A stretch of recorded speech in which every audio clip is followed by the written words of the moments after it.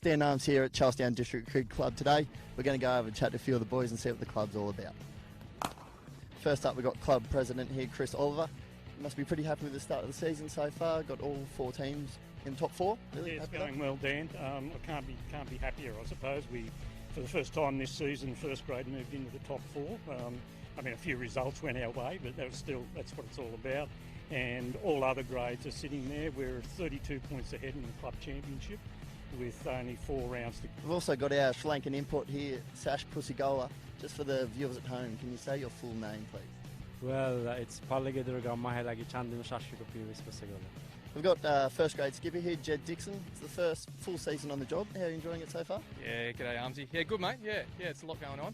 Took the T20s last year, but taking on the full season, it's good. Good to be involved with the boys. It's a young group at the moment, so having yourself and a few of the other sort of senior youngsters in definitely helps out. We've got Bales McGill with us. You've been at the club for a couple of years now. Are you enjoying it, mate? Yeah, thoroughly enjoying myself. Been good here, good bunch of young boys, a few oldies in between. Been good. So one highlight this year has been your spin bowling and your batting, as well as your driving. Is the car still intact? The car is still intact. Hopefully, another couple of months to go, it'll still be intact by the time I go. Can you give us your best Steve Nace impression? Oh, no, I don't think it's too appropriate, is it, Dan? Yeah, definitely big shoes to fill around the club. Pretty much ran the club for about 20 odd years, Macy. So good to take over and continue a lot of the legacy there. So how you been going this season with the bat? And you're predominantly a batsman and roll out some offies and some seamers when you can. So how you been going? Not very good at all. Yeah. Nah, not good. Yeah, no, that's putting it nicely, I'd say. Craig Belling luncheon in a couple of weeks at Charlie Bowler, major sponsors of the club. Tell us about that. We've been very, very fortunate to secure Craig's services. And he's going to do a dinner on the Tuesday night with the local NRL coaches, 8 of the local NRL coaches, just them and Craig will get together for a dinner. We've sponsored that, and that's also a fundraiser for us. But also then on the Wednesday the 6th at the Charlestown Bowling Club, we'll be hosting a luncheon with Craig. And Craig Hamilton, our local identity, will be the MC on that day.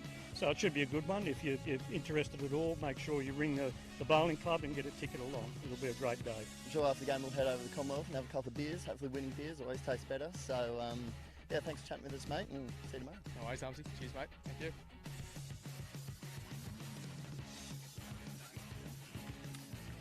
Yep, boy.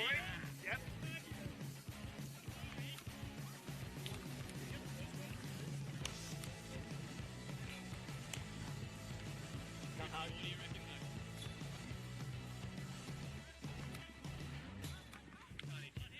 Done hit.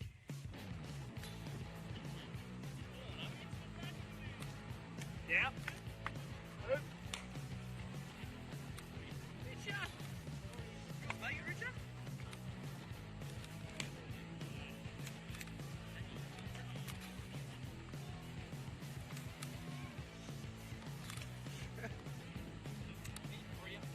Yeah.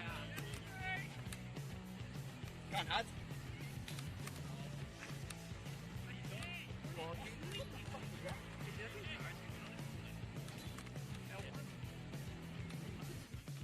Yeah. Bring it home. Oh. Stand it up. Stand up straight.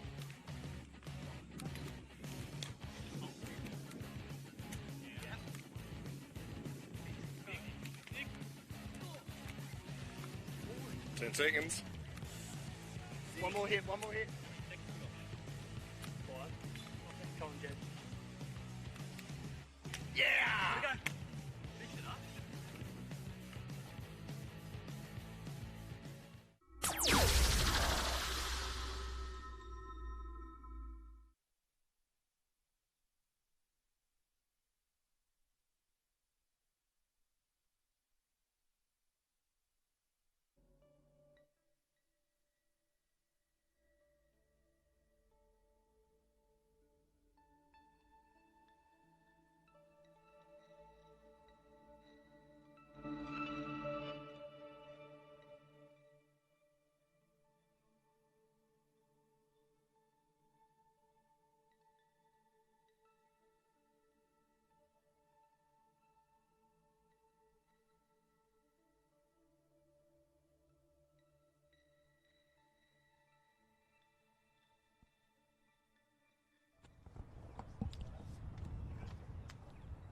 Good afternoon and welcome to number 2 Sports Ground. It's round 3 of the Newcastle City Council Summer Bash. The Charlestown Magpies up against the Toronto Kookaburras. A real heavyweight clash, this one. The Kookaburras second place, unbeaten in the competition thus far. They beat the Sabres last round and the Tigers in round 1. And the Magpies, they've had an indifferent start to the campaign, but they have won their last 3 two-day matches. They're in some good form. They went down to the Pumas by 1 run in round 2 and knocked over Uni in a super over in round 1. So expect a tight contest this afternoon. The news is Toronto have won the toss and they've elected to bat. Joining myself, Ben Homer, in commentary this afternoon is Ian Baggs from Charlestown and Aaron Gray from Toronto. Good afternoon to both of you. Good afternoon, Ben. G'day, how you doing? I'm going well. Now, I'll ask you both. You can answer it individually. Who do you think is going to get the job done? I think I know the answers, but you've got to explain why. Oh, you can't go past Toronto today, I don't think, Ben. The informed side, obviously, Charlestown, the Magpies are taking the field as massive underdogs out there. But, mate, we'll see how we go, and I'm sure the boys will try hard and put their best foot forward. Are you trying to talk yourself down? Is that what you're hearing as well, Aaron? Is he trying to... I like your tactics. Look, I actually think it'll be a really even contest. In all fairness, I think Charlestown's been really good in this comp. They obviously beat last year's premiers in Uni and then had a very close loss to Hemwick. So I don't see this being anything but a very close contest. Obviously, yeah, Toronto's had a couple of good wins, but... very comfortable, Aaron, very comfortable. 20 runs and 70 runs. I mean, it's hard to argue with form, isn't it? You know, we're coming off a 1-run win and a super over, so anyway. Slightly different opposition, but yeah, look, I'll take that on board. But I think the thing I like about the matchup today is it's a good contest against local players because neither team have got their usual marquees in. Oh, you guys got one? Pretty confident we got Tommy Ortiz from St George. Ortiz, right, yep. Yeah, Tom Ortiz. We got him listed here? Yeah, we have. Yeah, number 24. Yeah, sure. Well, we also have one, Scott Birkinshaw from the Central Coast. So, and Andy Somerville returns to us, but we don't call him an import because he's one of ours. So we're just checking who will open the bowling here for Charlestown. You can see there Matt Bench, the Magpies wicket keeper. What's the plan? Well, to me it looks like he's got young Bailey McGill coming on from the northern end. That little nor'easter will be pushing those left-handers away and he'll be hopefully spinning it back in. However, it might be one of those days the ball doesn't get a lot of flight. He's bowled 7 overs in the Summer Bash this year, so a player that Jed Dixon has thrown the ball to in each match thus far. And starting with the slow bowler, it's been an intriguing decision over the last few matches in this T20 Summer Bash. And invariably it has been the slow men that have started, and this pitch is a little further over to the east. Probably closer to that pitch that we saw in round 1 of the competition, which did suit the slow bowlers. So first ball of the match. It may be Ben, they're taking their lead from the big boys, and it seems to be working in the BBL, the slower bowlers at the moment, doesn't it? They're achieving a great deal of success. They are. Just out there is Corey Brown facing up here for Toronto, second leading run scorer for Toronto in this Summer Bash. 46 runs in the 2 matches thus far. Good start from Bailey McGill though.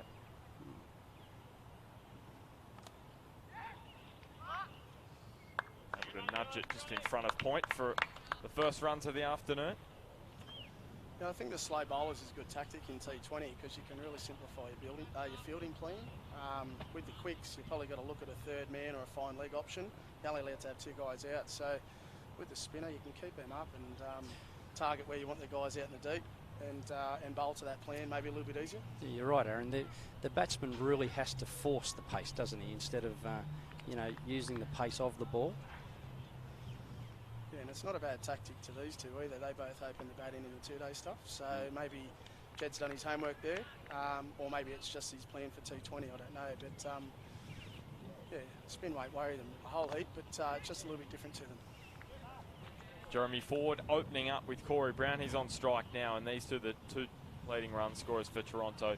Ford made 34 here against the Tigers in round one. Really got Toronto off to a good start. And he made 30 in round two, so he's been really solid in this competition. So he gets through for his opening run of the afternoon. But this really is a terrific start for your boys, Bagsy. Yeah, you know, the format, I suppose you alluded, Ben, to the fact that they've shown some good form over the last few games in the two-day cricket. So being able to adapt, and you know, I suppose the younger cricketer these days needs to be able to adapt to play all formats, as opposed to, you know, my vintage where we had some newspapers as pads. But you know, that's a great start from Bailey. 2 runs off the over, and we'll see what comes in from the southern end. It was a high-scoring match when these two met in round one of the 2 days. Toronto getting the job done on that occasion. 301, helped by Adrian Chadd's 102, so we'll get to see him with the bat a little bit later on. Toronto, as I mentioned managing 301, and Toronto, Charlestown 204, I should say. So Ben, I was just looking down the Toronto lineup here. I was just wondering why Aaron Gray isn't actually playing. Is there any intel on that? You know, It's a young man's game, mate.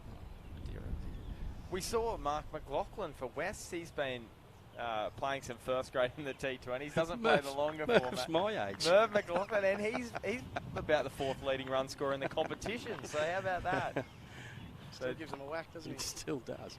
Daniel Arms to start for Charlestown from the southern end. Haven't seen much of Armsy bowl. No, he spends a lot of time trying to hone his craft in the nets. You know, one of the prospective left-arm quicks in Newcastle cricket. Oh, sorry, that's what he was saying. Yeah. No, he doesn't get much of a bowl in the 2-day game. And just 1 over in the T20 Summer Bash this season. So an interesting choice. Yeah. He's obviously had a word to Jed, and Jed's fallen for it. Does Crawford usually open the bowling for you guys? He was last year. Yeah. Yeah. So he did not play the first 2 games, maybe, but just wondering whether maybe that's, you know, maybe filling that void. Aaron, you're not trying to compare Crawford to Arms, I hope. I haven't seen Crawford or Arms bowl, so... Crawford goes pretty good. Yeah. His stats look good. So. He's a good player. I'll be interested to see this pretty confident Tom Ortiz from the St George Club and how he performs. I'm led to believe he opens the bowling for him. He took 5 wickets on the weekend. So. Okay. So he must. The plan must be to use him through the middle. Maybe you'll bowl the. He may be death. I'm not sure. You know. Yeah, okay. This over really hurrying up Corey Brown at the moment. He might have bought himself a second. Really good start from. I think you're spot on from Daniel Arms. That 1 over went for 5 runs earlier in the competition. Okay. So that's not a bad over in a T20 match. So maybe that's why he's been throwing the ball again. Still think there's a bit of bribery involved.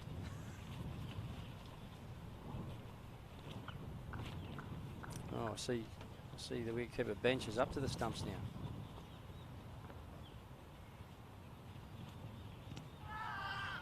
Now do you take that as a compliment as a bowler? We were discussing that last week about coming up to the stumps to keep. It was actually to try and keep Merv McLaughlin in his crease, and we're discussing how the bowler feels about that. Well, it brings another mode of dismissal in, doesn't it? Definitely. I don't know whether many. Perhaps or runs for the batting side, however you want to look at it. I'd suggest the bowlers, if they profess to be quick, wouldn't be that happy with a stumping against their name though either. So. Terrific start here from Charlestown. None for 3 off 2 overs, the Kookaburras. And we'll head down to the boundary line. Chris Mcpherson, good afternoon to you. Afternoon, Ben. Certainly looking very tight, the opening bowling spell here from the 2 Charlestown bowlers. They'll be hoping to continue this through the next 4 overs of the power play to really put the pressure on these opening batsmen from Toronto. Thank you, Chris. And here he is, the St George opening bowler, Tom Ortiz. So Bailey McGill, just the 1 over. Really tight one as well. We might see him a little bit later on, but Jed Dixon has thrown the ball to the tall, fast bowler from Sydney. See what he can do. It will be interesting, Ben. I noticed that Matthew Bench is giving himself some room behind the stumps there, so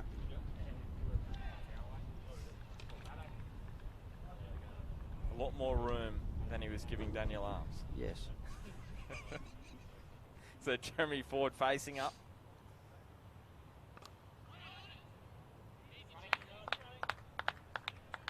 And we did see probably not as much last week with the pitch further to the west, but the first week, Aaron, we remember talking about the slower bowlers having more of an impact, and the faster men got hit around a fair bit, and that pace allowed a few more boundaries, you know, the ball flying off the edge and rushing away. So it'll be interesting to see how Ortiz goes this afternoon.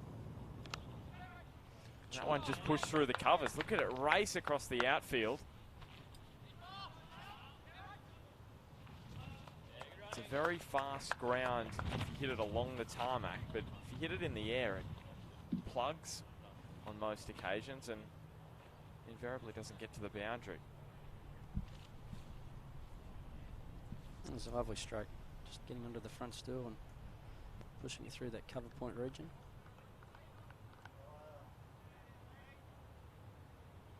Little alteration in the field.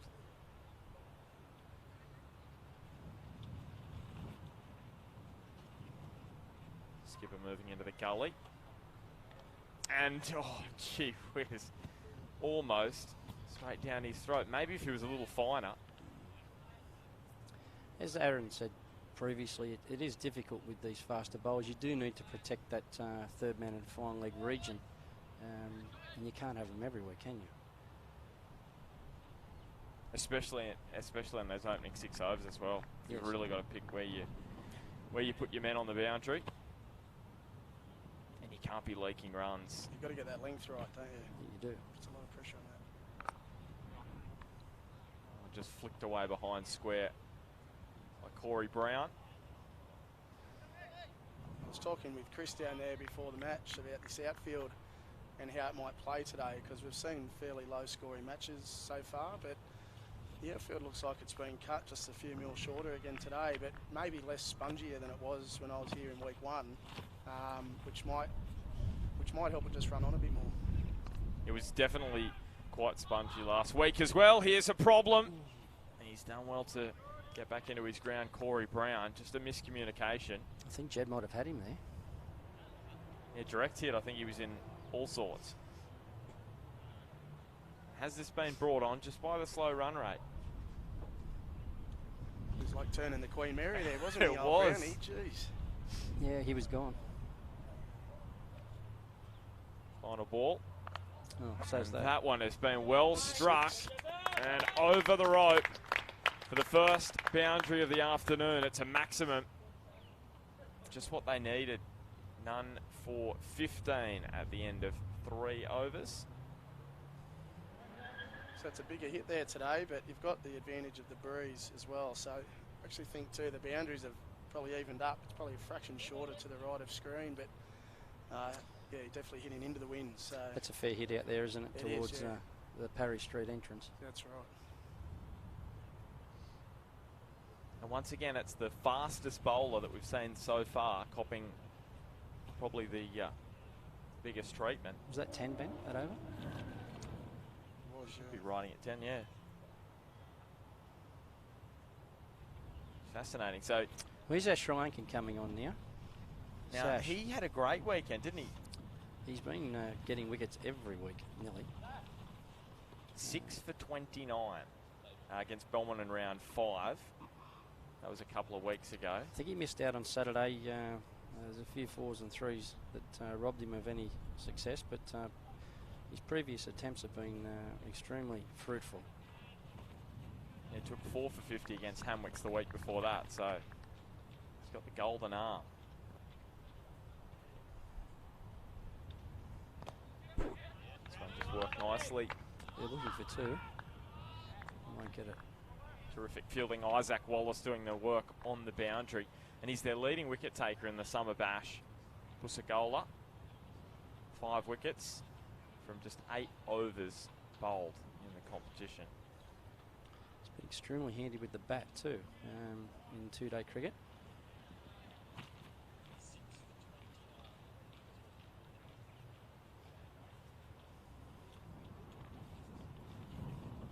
to see you getting up the stream there, Aaron. One thing we have been encouraging people to do is let us know where you're watching for. If you've got an interesting destination or location that you're listening from.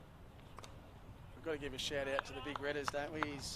He's always watching, isn't he? He's always watching, and he knows his players well, but he's just noted that Jed Dixon's still cultivating the John Butler-esque hairdo. So Redders has been into the hair a bit lately because if anyone follows his Facebook post, he's had some party there over the weekend and a few blokes have trimmed off a bit more hair than usual off their head. So might be the current thing down at the Redden household.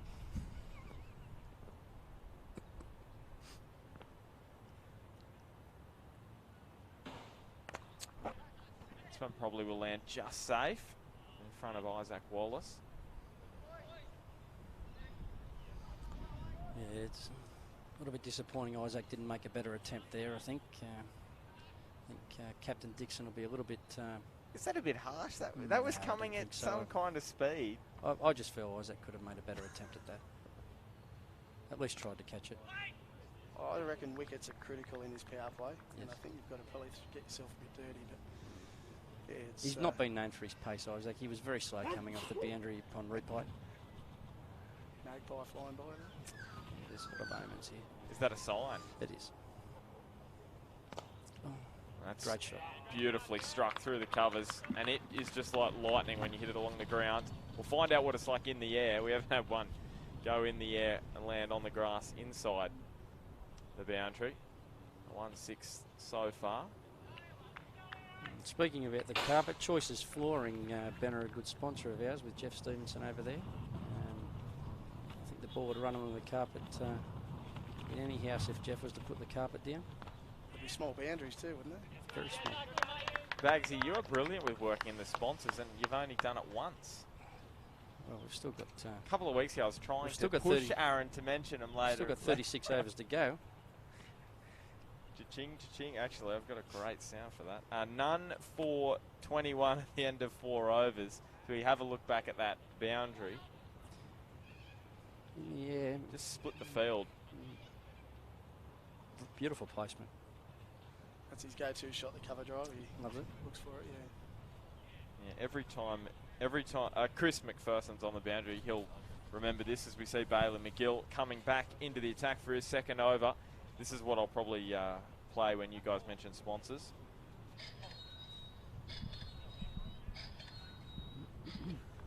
A little bit of Johnny Law's era cash for comment. I love it. We haven't signed Valvoline up yet. That's what Disney wants to know if you'll field a question, Bagsy. Not from Todd, no. In fact, Todd knows that fielding's not my strength, especially fielding questions. I can't.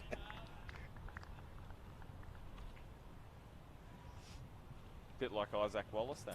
I was just going to say you. Very much so, Ben. Throwing him out earlier. Yeah. Bailey McGill, well, he's just dropped that one a little bit short. He's gotten away with it though. Josh Claridge just behind point there. 1.3 overs. Pretty confident he's only let the 2 runs off, isn't he? Yeah, yep. You're spot on. That one almost went underground. Didn't it keep low, that one? Ford was just able to skew it off the outside edge.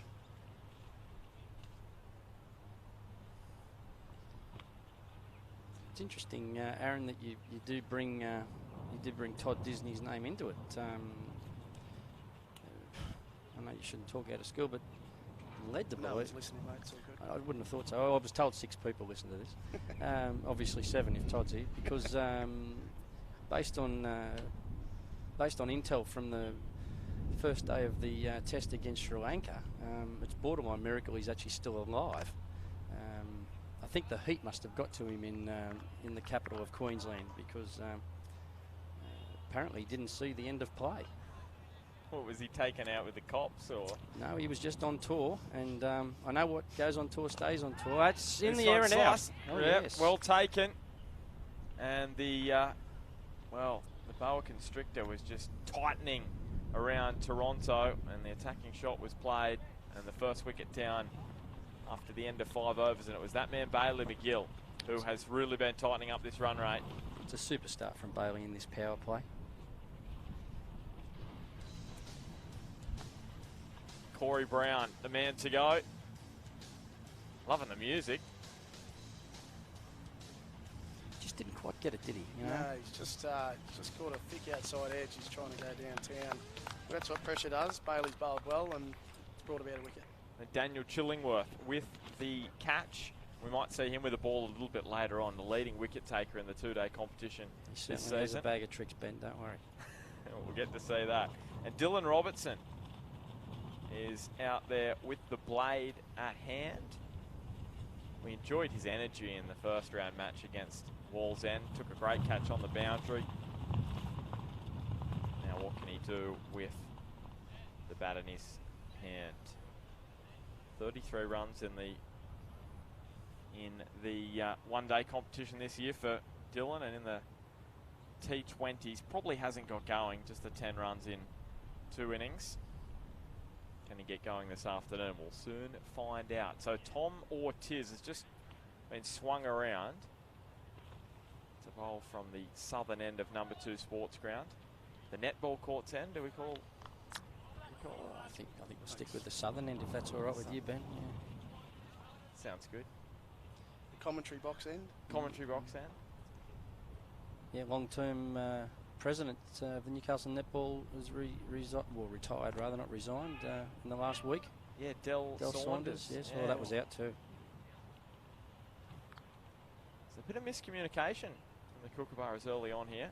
The unbeaten side coming into this match. Second place on the table behind Hamwicks, who just have a higher percentage. That's the reason why they sit in second.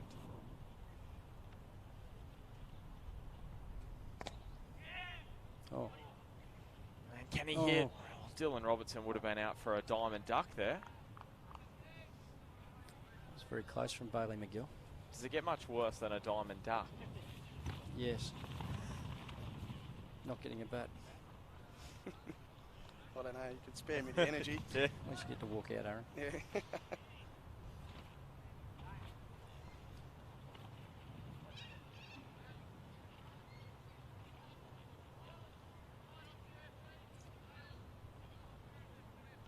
So one thing I think you guys do well, Bagsy, is you've always fielded quite well, particularly in these formats.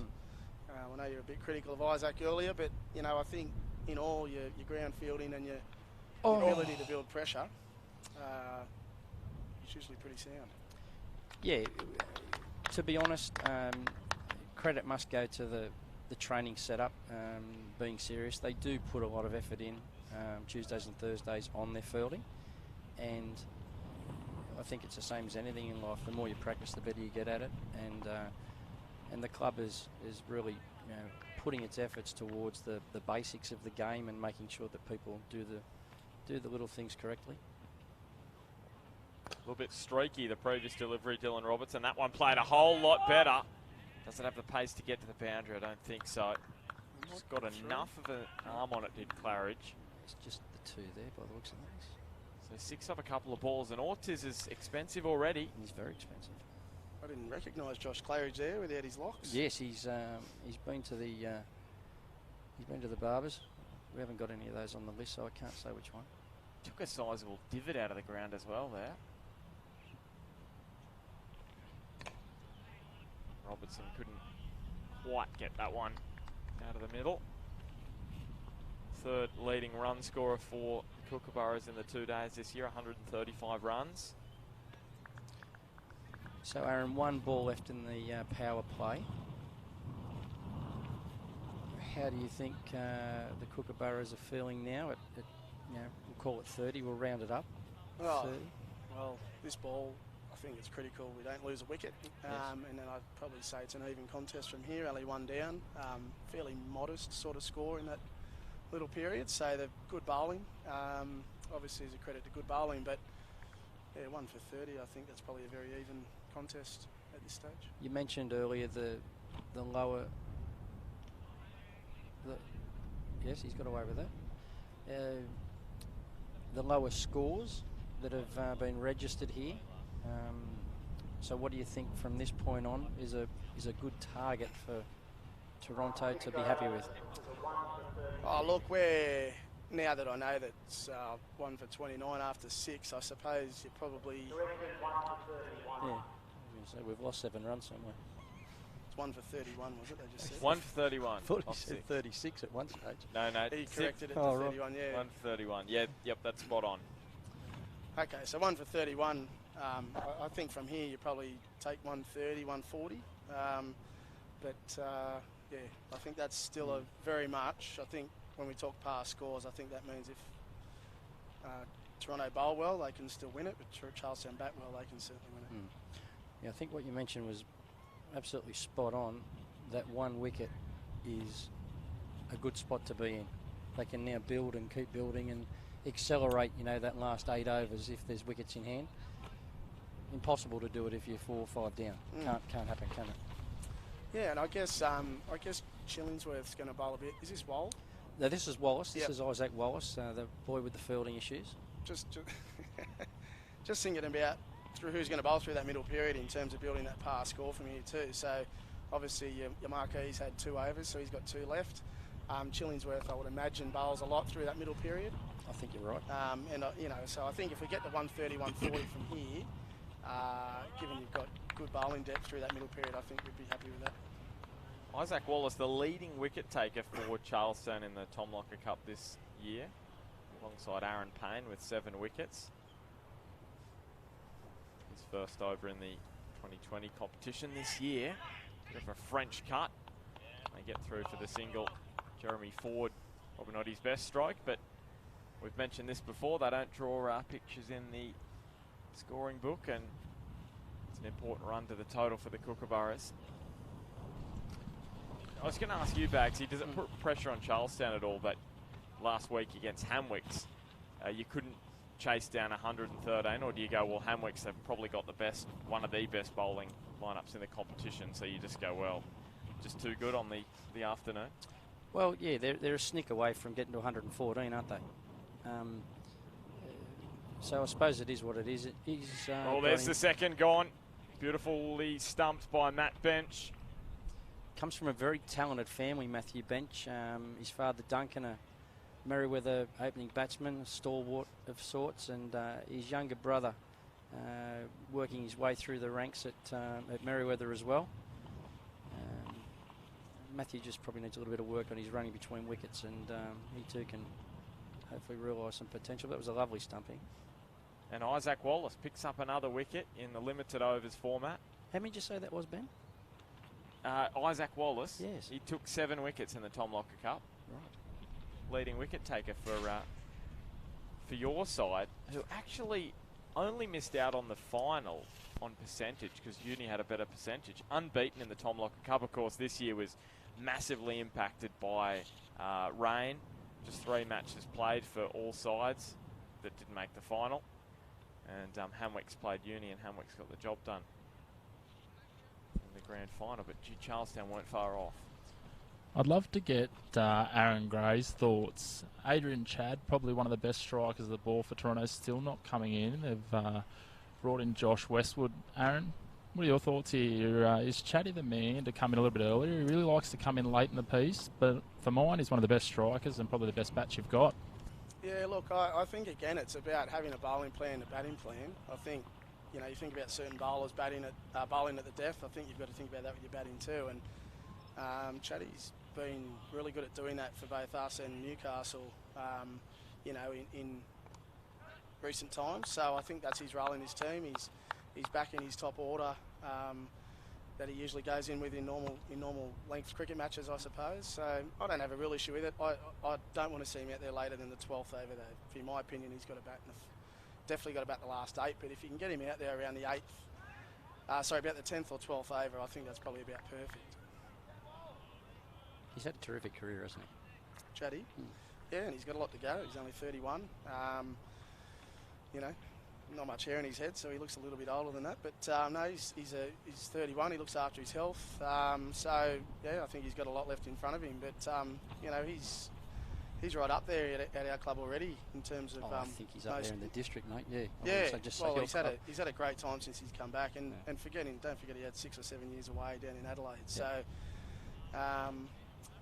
to put his name up there in the greats with the association, he's got to do probably what he's been doing for another 8 or 9 years, because, you know, you think about the top 10 in Newcastle forever in time, well, then that's a hard list to break into. But absolutely, certainly from a club perspective, from an all-rounder perspective, he's right up there now with, you know, the Joey Prices and that we've had at our club over the time. So Daniel Arms is going to bowl the 8th over, and you just saw that stumping. Dylan Robertson just can't quite get going in the T20 comp. This man on strike, Josh Westwood, leading run scorer for the Kookaburras in the Tom Locker Cup, 4th highest in the 2-day competition. He's only scored 5 runs in 2 T20 matches, so he'll want to get going this afternoon. Yeah, and he'll be hungry for a bat, so he's been batting quite low when we've had some players up for Manly. So, yeah, this is his opportunity. He did quite well in this comp last year, so Chatty's backed in to do a job today.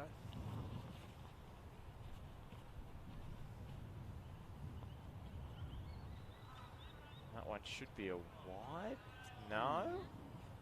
Has it just brushed the thigh pad or the shirt on the way through, maybe? That's the only way to avoid a wide down the leg side, isn't it? Oh, they've got actually a guide mark in there now, so you get about an inch grace. So what they're saying there is it's either just about clipped it or potentially just gone over it.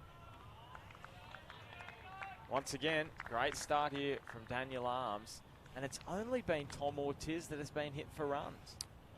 Funny game.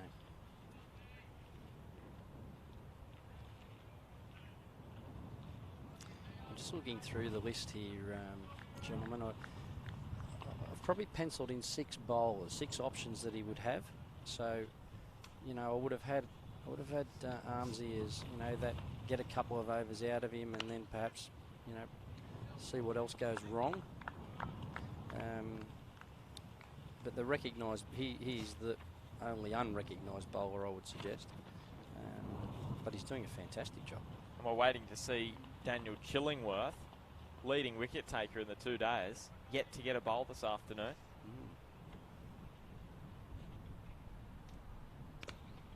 Yeah, well, I think it's probably a bit similar to Chris's question about Chatty's batting. You know, I think he's probably a guy that they trust to bowl when the pressure's on, when maybe they've targeted batsmen they want him to bowl at. Maybe it's Chatty. Maybe. There's a little bit of that, you know. I think they do really break it down like that these days. So the contest between bat and ball, having your most prolific wicket taker against their best batsman. Maybe he's carrying an injury and not bowling at all. I don't know. That would be interesting. I think he's okay. He's okay, is he? Yeah. I think he's okay. Yeah. I say that because he actually had a bit of back injury earlier on. Yeah. Now we might head down to the boundary, end of the 8th over 2:37, down to Chris Mcpherson.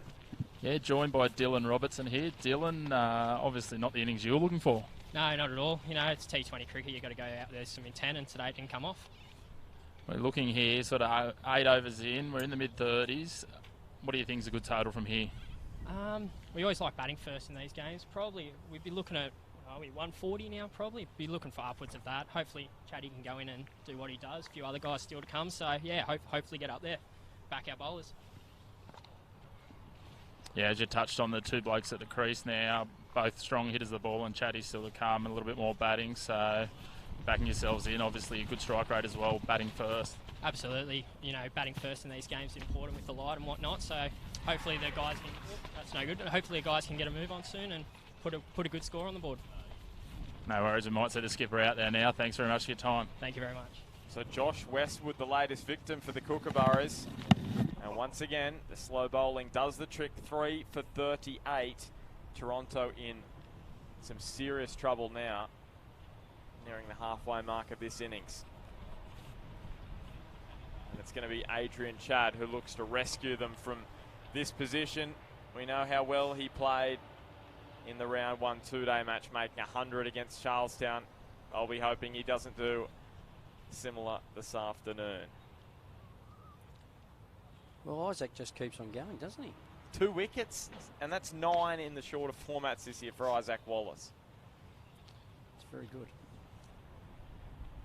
So we're just weighing things up here, I suppose. And speaking of that, Newcastle weighing services with with Rocket and Jackson, the scales people for sales, service and rental, they can certainly get the weights right in your business, and perhaps we can help get them here to help us with the weighing up of the situation, Ben. That was an interesting plug, to say the least. Isaac Wallace to continue. It was probably one of the best segues I've heard since maybe the Chaser ripped off Today Tonight, where Today Tonight would switch from a story about, you know, the dodgy neighbour to supermarkets ripping you off in one 30-second, 20-second spiel.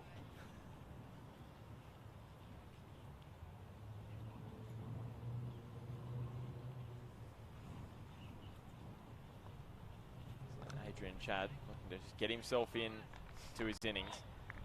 Because if Toronto lost him now, well, problems.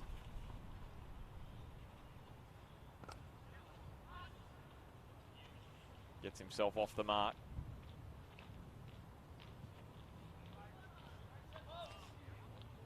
And that is the end of 9 overs, 3 for 39.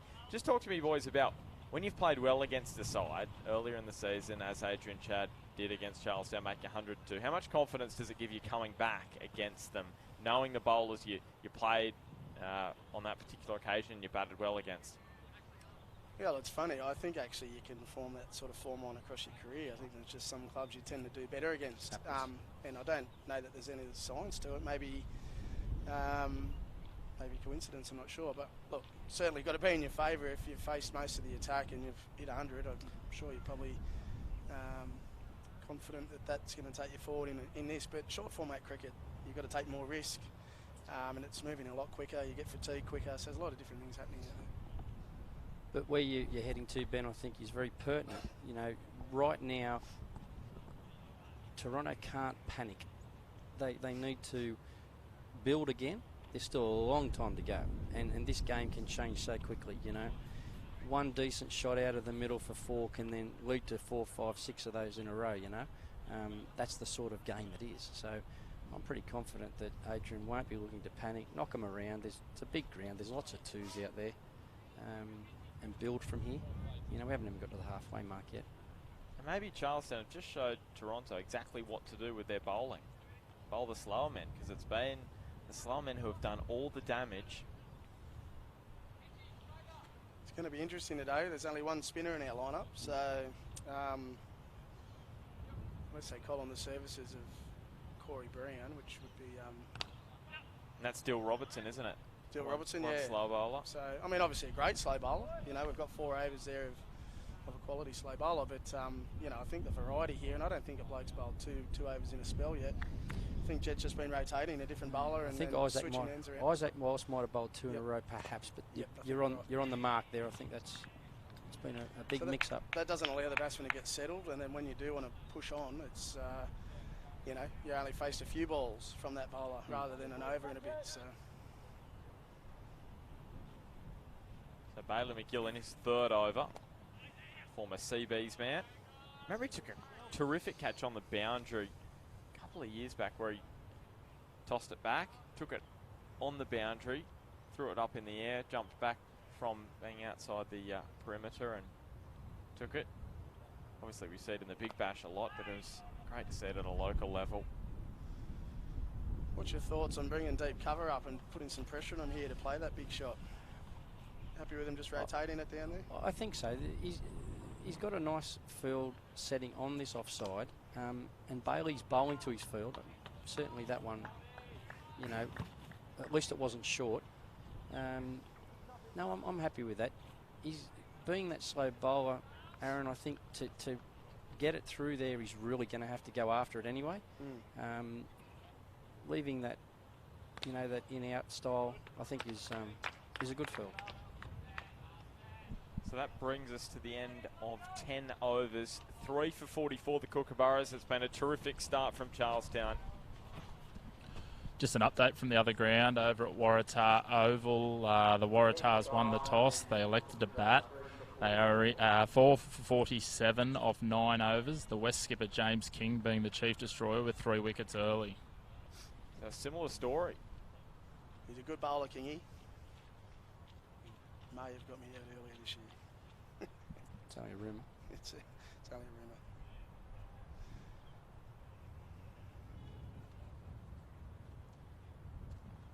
So, if I was thinking about how I was going to approach setting a total here, I'd be looking at doing that probably for the next 5 overs. Probably looking at 5 or 6 and over. Try and get yourself somewhere around that 95 to 100 mark, and then gives you 5 overs to maybe go from there. You know, and if that is the case and they do happen to keep wickets in hand, I think that 140 can still be achieved. You know, with wickets in hand, that's critical. Yeah, I think it's been touched on. They shouldn't be panicking, Toronto. They should just be knocking it in there, picking up 6 and over, 7 and over, but he's holed out. Yep, and well, he should have holed out. That's a sitter. I did see more of a sitter dropped by Stockton last week on Thursday against West, and unfortunately the man who spilled it down, Michael Richardson, down at long on. They've run it 2 there as well. And it was Jeremy Ford, the set man too. Now he just works one in behind point. I think Michael Richardson might be blaming Bagsy for that one. Bagsy celebrated that one way too early. Maybe he's getting a bit overconfident. He was talking down Charlestown's chances before the match. Oh, Ben, they're still the underdog. Now Adrian Chad pitched up and got there on the full. Just content to push the singles. I'm just wondering, we were talking about the field last over about having the deep cover. Obviously now with the long off back, is it worth bringing one of the men on the onside in and forcing that shot over the top instead of just giving him the easy single? Is that out? No, okay, sorry. No, new bat, I think. Well, I think Jed's going to be more than happy if they nudge around it 4 and 5 and over and don't give away boundaries. Would it be a smarter option for maybe Adrian Chad and Jeremy Ford just to not hit it as hard out to the men on the rope and try and pinch a couple? Yeah, I don't think that shot was needed from Jeremy there. I think he could have just continued to rotate. He got a 2 out of it. I mean, best result was possibly a boundary or a 6. But a lot of risk. You've got all the guys out there. You've got to really get hold of it. And now he's chopped it on. Chatty. Adrian Chad. And the 4th wicket down and the big wicket for Charlestown. And it's Bailey McGill who has been so impressive with the ball this afternoon, who picks up the wicket. It's going to be an uphill battle for the Kookaburras now. Seemed to be a little bit quicker through the air there from Bailey. I missed it. I followed the bowler in.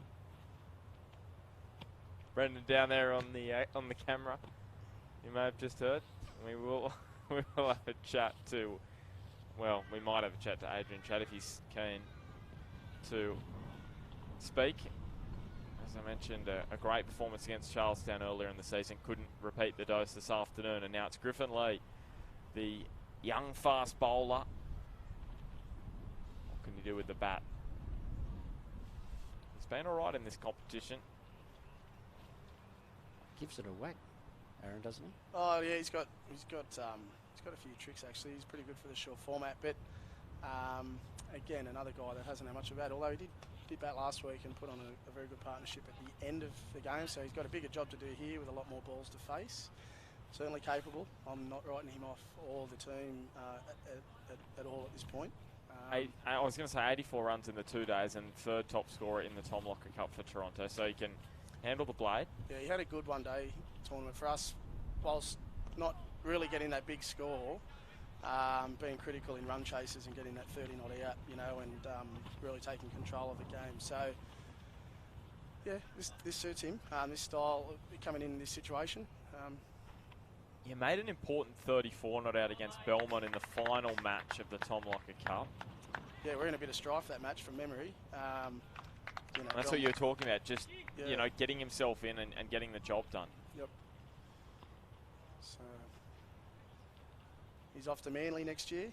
So good luck to him. Yeah, he goes with our full blessing, of course. But yeah, he's got a big future in front of him. He's a good athlete and a 3-dimensional cricketer, and bats, bowls and fields really well.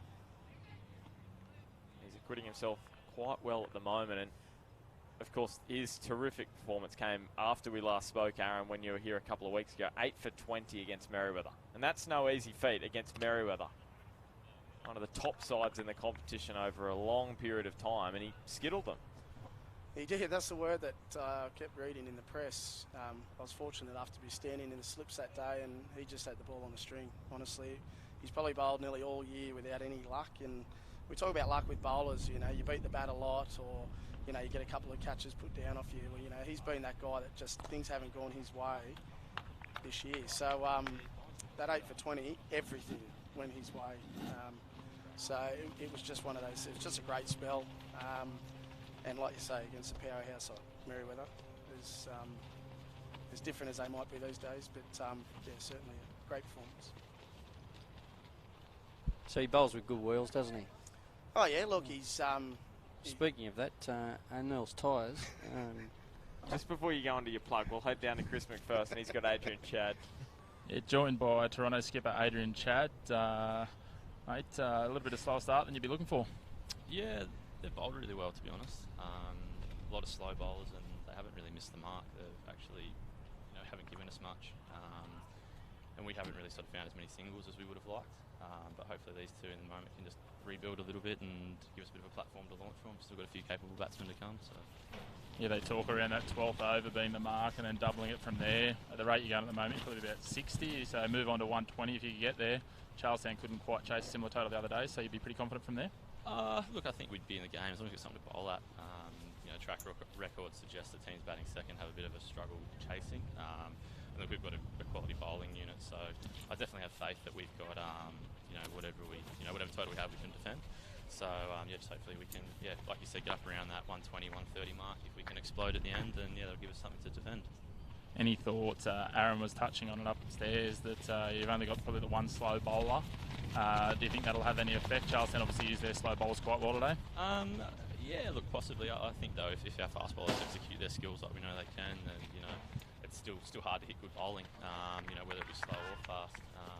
And look, our quicks have got a good range of slower balls and things like that as well. So I think it's just the variation that'll really play a big role. You've obviously got that man in the middle who's in red hot form with the ball, so hopefully he can do something to really help you defend that total. Well, look, another 8 for 20 would be fantastic, to be honest. And if you can do that in 4 overs, that'd be great. Not very high expectations at all, so we'll see what Griff can do. No, I don't think so. I think that's more than a normal expectation from a 19-year-old guy who's having a great few games at the moment. So yeah, I think 8 for 20 would be pretty reasonable. Essentially just asking for consistency from him. Yeah, pretty much. And look, just executing skills. Like if the bowlers execute their skills, they'll take wickets. If the batsman plays a good shot, they're allowed to play good shots. But yeah, it's just making sure that we do what we can do. Great. Thanks for your time, Chatty. Best of luck. No worries. Cheers. Thanks, Chris, and thanks to Adrian. Terrific interview and great insight into the bowling as well, with less slow bowlers, as we know, Toronto than Charlestown. So fascinating to see what Adrian Chad will do. And great to have him chat after that innings, because I know some batsmen don't like to have a chat after a poor afternoon with the blade. So good on him for having a conversation with Chris Mcpherson. Hard to keep him away from the camera, mate, to be fair. Sometimes your pride, your ego's a bit battered after a poor knock. So. Oh, definitely. And he puts high expectations on his own performance, there's no doubt about that. But just on the... almost getting to the boundary. I think he's done well. I think he was over the rope there. You think he was over? Well, let's have a look at the replay. Bailey McGill, there he is. Putting pressure on me. We will get a look at it. That's the end of 13, 4 for 62. It may have been extremely good fielding. He looked to be labouring a bit there, didn't he? There you go. No, I think you're probably right there, Aaron. I think his trailing leg was over the rope. It's inconclusive from that camera angle. If we can get one from the eastern side camera angle, we might be able to... I'm happy with that, though. I think it's probably... I think we need to discuss things with Bar TV management. And, new commentators and new cameramen. Definitely, there's a big question mark over the commentary box at the moment. It goes without saying. 4 for 62, 13 overs, so they're building slowly here, Toronto, towards a 3-figure total. Now, Bagsy, you were talking about O'Neill's and wheels and all this kind of interesting you stuff need O'Neill's, Ben. You need O'Neill's? You need O'Neill's. O'Neill's tyres? O'Neill's tyres. All 4 are the same there. They pride themselves on that. All 4 are the same. Well, they actually sponsor the Newcastle Jets, I'm pretty sure. The big van that they drive around? Well, they're slowing this right down now for us. Oh, you can't tell. You can't tell. Inconclusive. Happy with the decision. That's excellent work from Bar TV. They've actually told us where to shove it, and they've gone to their own Their own ego. their own bag of tricks, and they've tossed it up. Here the Sri Lankans back on from the southern end, the Del Saunders end. Just on that, O'Neill's, do they need any workers at all? Because Toronto Workers Club provides, has a history of producing great workers on the cricket field. I'm just wondering maybe if they need a few tyre fitters. They may. I'll check. But probably the better place to check is where good friends meet, and that's Charlestown Bowling Club. And I know that you've got a bit of history up there, Aaron. But they're a marvellous sponsor of ours, Charlestown Bowling Club. They certainly do look after our every need, and unfortunately, we tend to reciprocate. What's the relationship like with the management there? Well, it's been tortured at times, and that's only because we ask for people to come on the Charlestown train, but he's got too many chips in the frying basket at Toronto. Yes.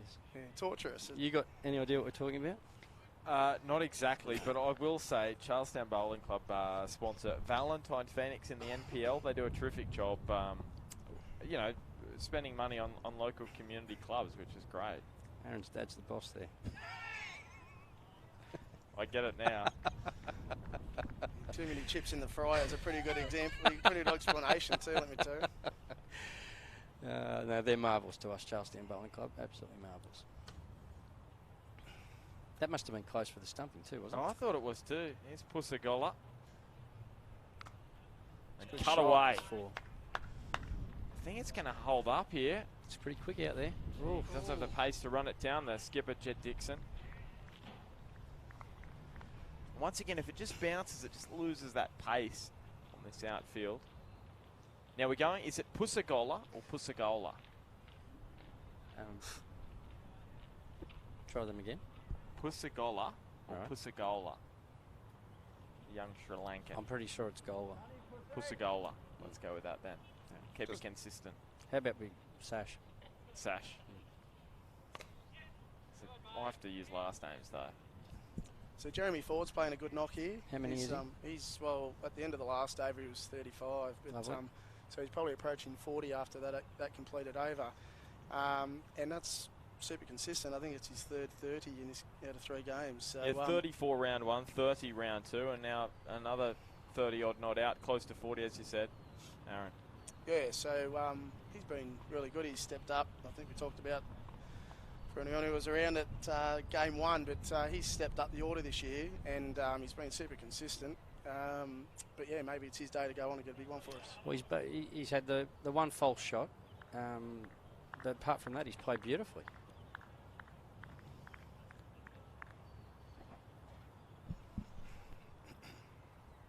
Looks like we've got arms on again, have we?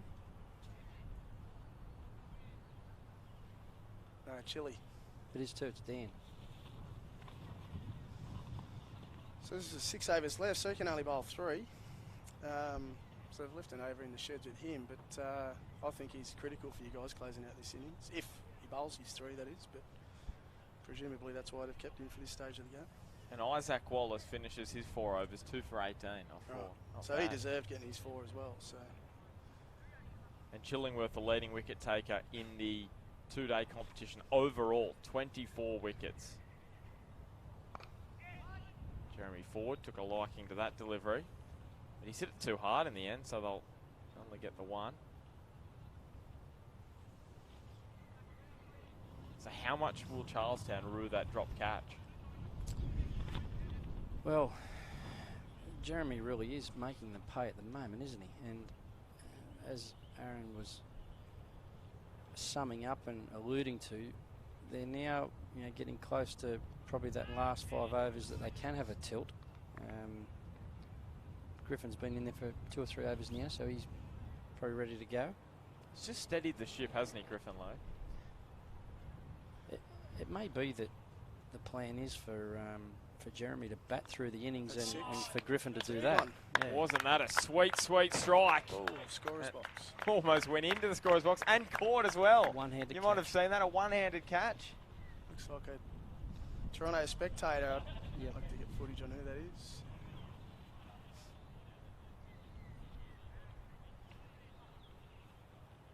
Griffin Lee just smacking that one right out of the screws. And have a look at this. Oh, we'll get it after this delivery. One down the leg side. Will it be a couple of wides? Looks as though the umpire's getting the arms ready. Things just going the Kookaburra's way at the moment.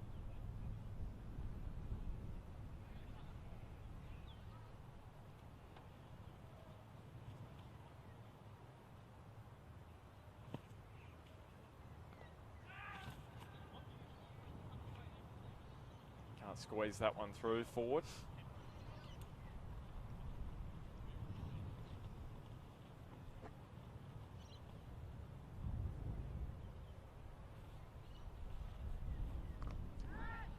Just tried to place that one over cover and just bunted it straight to the man. I think Chile might have just held that one back a fraction. Lovely bowling. Final ball of the 15th. Pulled away, but not quite into the gap. Oh, A little bit of a fumble. They do take on He's the got arm. a very good arm, Daniel. And he's gone to the keeper. Not out. Well run. Well, they say never run on a misfield. They've done well there. Terrific as you said, Aaron, from Daniel Arms. The legs start burning about this time of your innings, I would suggest, after being out there for 15 overs and not a lot of boundaries hit. Geez, he's well short there, isn't he?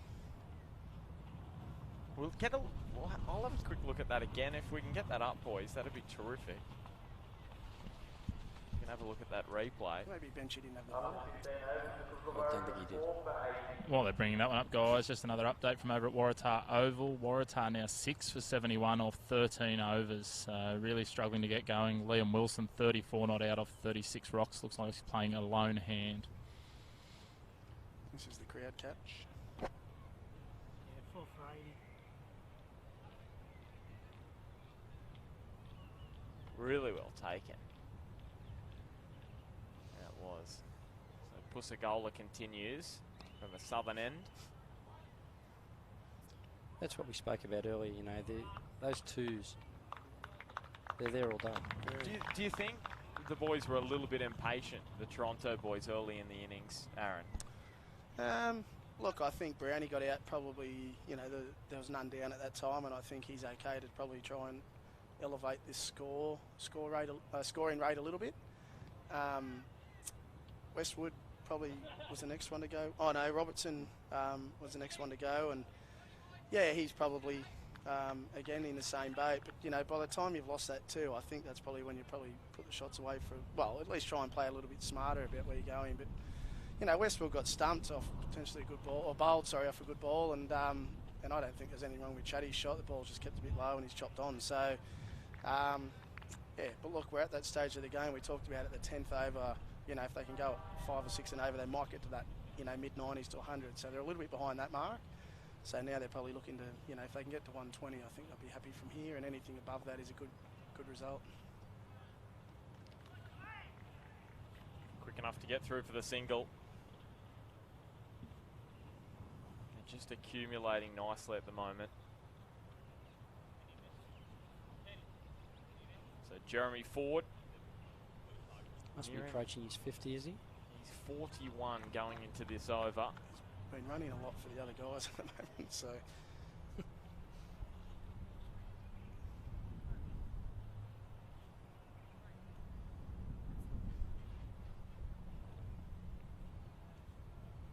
High score this season. Jeremy Ford, who's on strike at the moment, couldn't get that one away. 57 in the Tom Locker Cup. That high score came, so on his way to another 50 if he can get another 9 more runs. Comes down the wicket, sliced it in front of point, and he slipped there, Griffin Lee, and they might, well, they were considering going back for a second again there.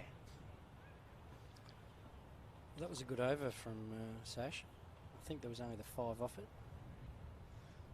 Yeah, 5 offs at this stage of the game he'd be very happy with, especially with the score being lower. He'd probably be happy to get away with 5 and 0 for the next 4 and finish at 104. Yeah, I think the Kookaburras, they're looking for that 16 or 18 somewhere, aren't they? Just to push them up to that 120, 125 mark. Yeah, so it's obviously now it comes down to that point of the game where Ford's probably a little bit fatigued and he's probably... And he does exactly that. What you do when you're fatigued, try and hit out. Good fielding. He'll come back for a second.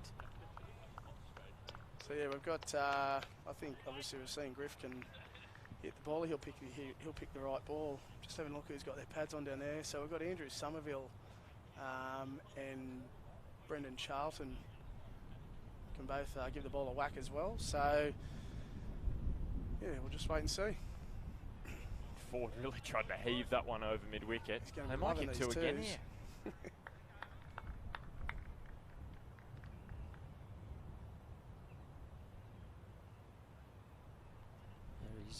He's certainly after some oxygen there at the moment, isn't he? So he's moved to 46.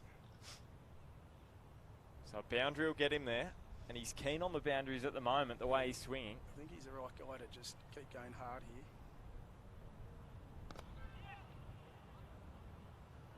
Moves to within 3 of a half century. Would be Toronto's first in this competition. Having a quick look at him out there, Ben. He could probably use some help from our friends at Swim Mart, just to freshen himself up. What with some pool chemicals? Some salt, maybe. Avoid the cramps. I've got a feeling that they might have a special on salt out there between now and the weekend. So it's on the way home out there at Warner's Bay Swim Mart for all your pool needs. There's a full toss, an absolute gift, and he may have holed out here, and he has. So Jono Ford misses out on the half century, but he was the glue that held this Toronto innings together. 5 for 90. So close. His name Jono has really stuck to, hasn't it? That's his alter ego on Sportscastle. So. Well, we saw that at play in round 1, didn't we? The Jono Ford. Yep.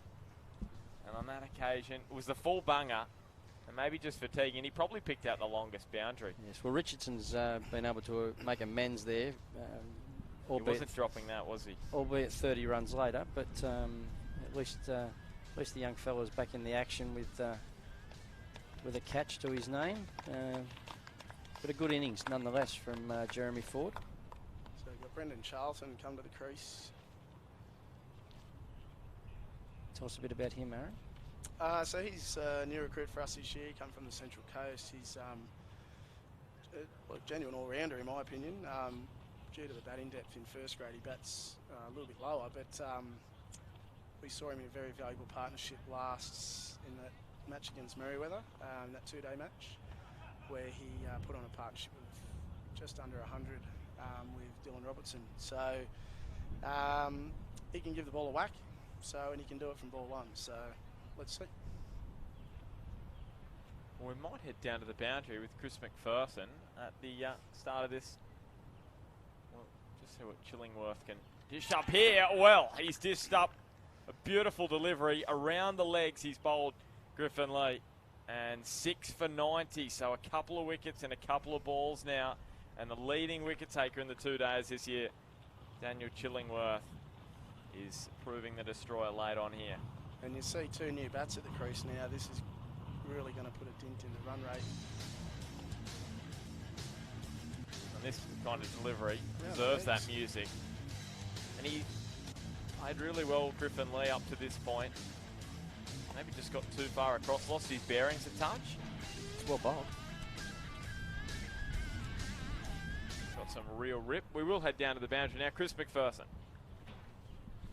Yeah, Toronto will be very disappointed with that. Griffin Lee was starting to look good. He'd settled in, struck a couple, including that big one that had cleared the fence, and it's going to be interesting, as Aaron said, with the 2 new batsmen in, to see what sort of total they can post here. I certainly think the skipper, Adrian Chadd, would be hoping for 9 or 10 and over here to go into the high 110s to 120, but they're going to have their work cut out for them. And obviously if Chillingworth bowls in that next over, I believe he might be on a hat-trick. Is that correct? Yeah, I think you're right. You're spot on. Spot on. Be a brave skipper not to bring him on for that 19th over now, wouldn't it? So 4 wickets for him in this competition. And Chris, can you just say to that person that sneezed near you before, I don't know who it was, just tell them bless you. I don't know where it came from, but G came through loud in our effects mic. We almost got shaken off our chairs. Do we know who it was, the mystery sneezer, Chris? Who tell Paul it's because Looks like one of the Toronto workers. I don't know what term we might use. Coaching staff, assistants, hangers-on, groupies. Aaron, you might be able to shed some light on who it is down here. Mate, I don't know. I can only see players down there. But, I'm going to go with Jay the cameraman. Yeah, why not? So this is it now. You've got 18 balls left in the innings, and I reckon you probably can't soak up too many. You've either got to be rotating one and getting your other bloke on strike and getting yourself maybe 3 or 4 balls to get set. So Andrew's come in. Andrew Somerville at the non-strikers. Yes, has he been batting much, or has he been too far down the list? Well, Andrew's of course playing in Manly this year, so. Oh, is he? He is, yeah. So I haven't had much look at his batting, but certainly we know from past experience that he can provide a little cameo. So this probably suits him, this scenario of the game. I can tell you he scored 82 runs this season at an average of just over 7. Okay. High score of 25, Andrew Somerville. I'll take 25 here. Yeah. I'd imagine, Ben, that would be with limited opportunity as well. Yeah, 21 wickets, so as you can see, that really is his strong point. He'll be looking to do that with the ball in about half an hour's time. This man has been wonderful with the ball this afternoon. He's close to another one there. That was just too good. Am I correct in saying, Ben, we've got Daniel Arms, 2.5 overs, none for 6? I think you'd be correct. After you've cut down his part-time bowling there, Bagsy? Well, I think it was warranted at the time. He'll be loving to listen to this back, especially at the start. Yeah, he certainly will. There's a few boys on notice when they were made aware that I was coming up here with Aaron and Ben.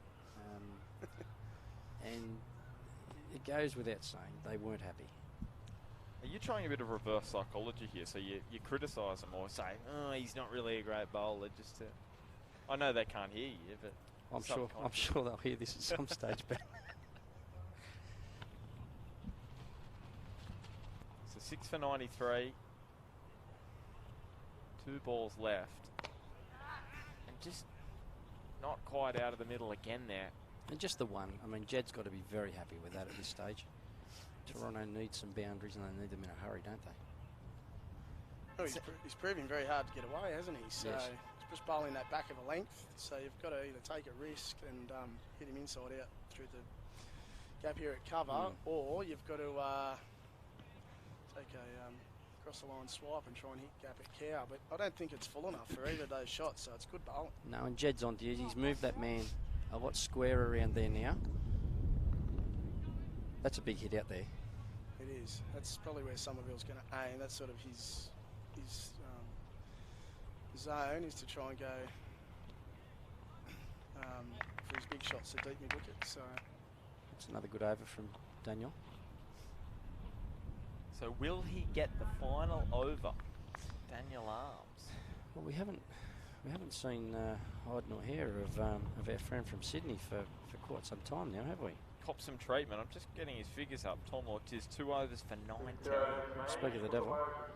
And he's So come back on so in. What about Chillingworth? Chillingworth on a hat trick. Sorry, Chillingworth. This is fascinating. Well, you know, unless he's going to swing him around to this southern end, which I find hard to believe. Now, if you're Daniel Chillingworth, you're on a hat trick. How filthy would you be right now? Oh, this won't go away. If this is the way this match ends, this won't go away. I can tell you right now. Jed Dixon, oh my goodness. Will he bowl the last over from the other end? You can't see that happening. I can't. Dear. Well, there you go. He's going to have to carry it across to the next match. Just touching on the skipper, Jed Dixon there. We talked about it before with Adrian Chad giving up his time as soon as he came off. Jed was very reluctant to get on camera last week after getting bowled by Maisie Gibson very early in his innings. So might stick up for Daniel Chillingworth there, a bit of redemption against Jed. I think if this plays out the way we envisage that it will, I think he needs to be brought to account before he even gets off the field. So Somerville prods it. Front of point for a single. Now, where is Daniel Chillingworth fielding? I'm just trying to see if we could get a close-up. The Chill's over here by the looks of things. No, it's Josh Claridge, tall and skinny. He must be on the offside, the number 20, because maybe he's down at mid-off. I think he's at point. He's at point. I'd love to get the steam coming out of his ears, the close-up. We might see. There's a teapot there at least, if not a double. Double half. He's very quick. Very quick bench to get there, wasn't he? Here we go. We'll try and get a shot. There he is, the number 20. We'll see if we can get a shot of him. Close up of the man who's been taken off. You can just see him centre of screen, backtracking. Very intelligent boy. He'd be well aware of the situation, Ben.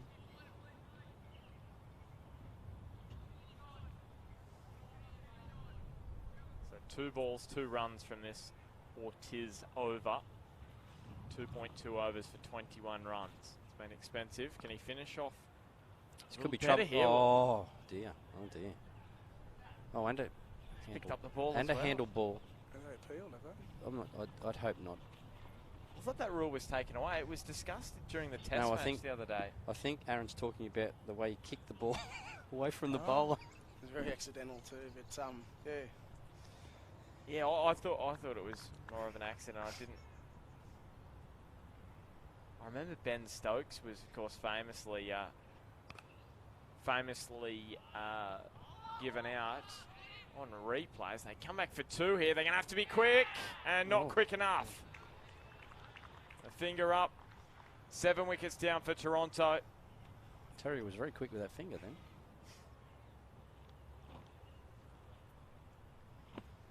Look, it's unselfish running yes. At this stage of the game, of course, but it's another key wicket. Somerville's probably a guy that can hit a boundary or 2, and he has a great arm, doesn't he, Daniel? And that wasn't a pun intended. I know his last name is Arms, but G has a fiery left arm. He's an excellent baseballer.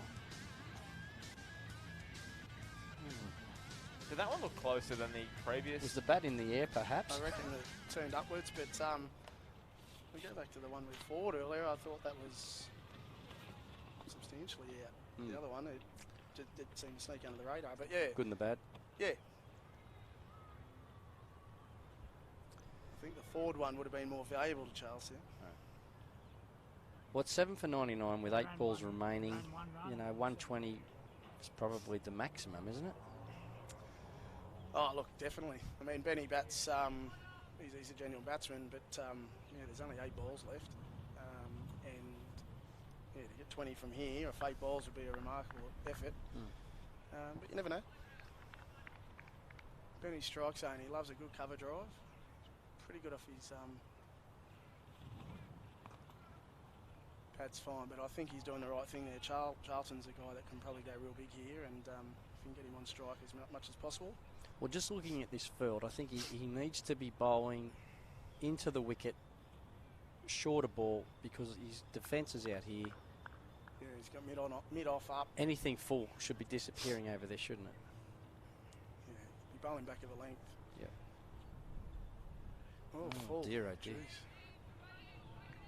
Oh, well, got away with it. Dude, probably not expecting it, the batsman, you wouldn't Maybe. think. But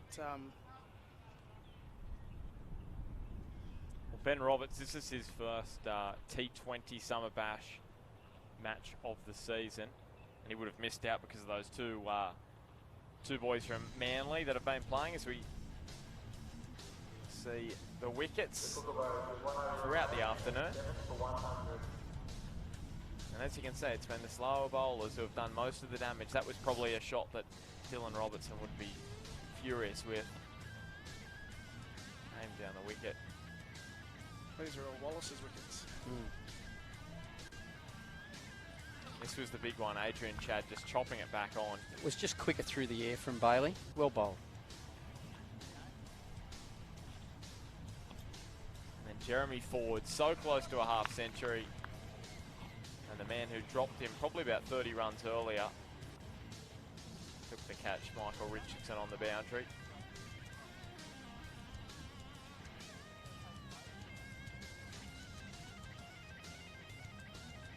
And Daniel Chillingworth, who's still on a hat-trick, he's going to have to wait till round 4.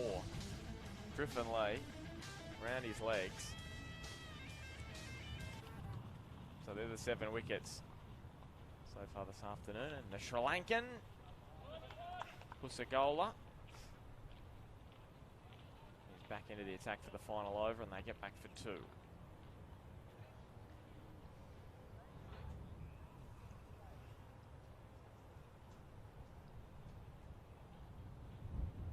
Brendan Charlton, tall, fast bowler. Facing up.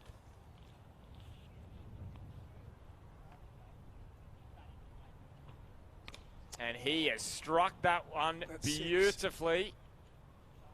And that is over the, was hit the fence on the full.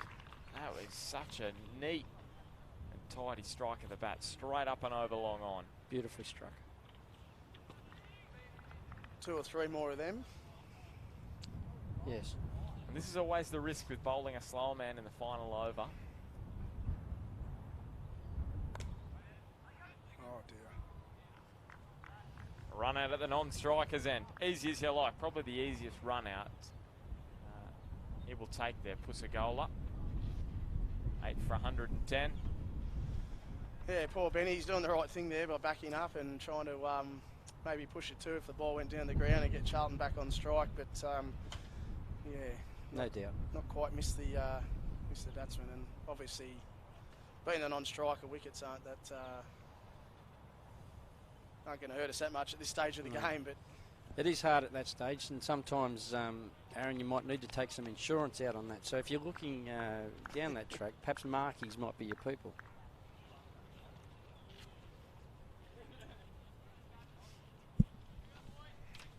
Connor Lupton, the new man. The yellow helmet, the non-striker's end. Charlton just... He's hit that quite well. Just batted it down to long off. Only the one. So the key here, you sense here for Lupton, is just to try and get off strike and get the big man back on strike to try and wield one over the fence again. Bailey McGill's just going to move the sight screen first.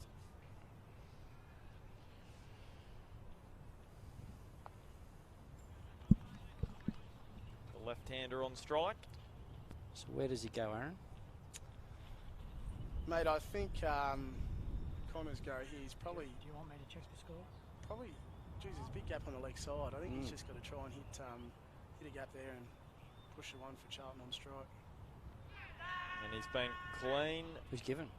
I thought it hit the stumps. Bowled him. Yep. Well, yes. Yeah, it has bowled him. So a golden duck for the man with the golden helmet. And Connor Lupton, not the way he would have wanted to spend his time in the middle this afternoon. It's just been a steady flow of wickets for the Kookaburras. There was that patch in the middle where Griffin Lee and Jeremy Ford batted so well, but take that section out, it's been a continual flow. Double play. Was he LBW as well? Well, the appeal was there, and that's I didn't see those bails come off. I think he might have been struck. Yeah, Pusagola was unsure. I don't think he saw it hit the wickets. Now, I remember a wicket like that. Peter Siddle, the hat-trick against England in 2010.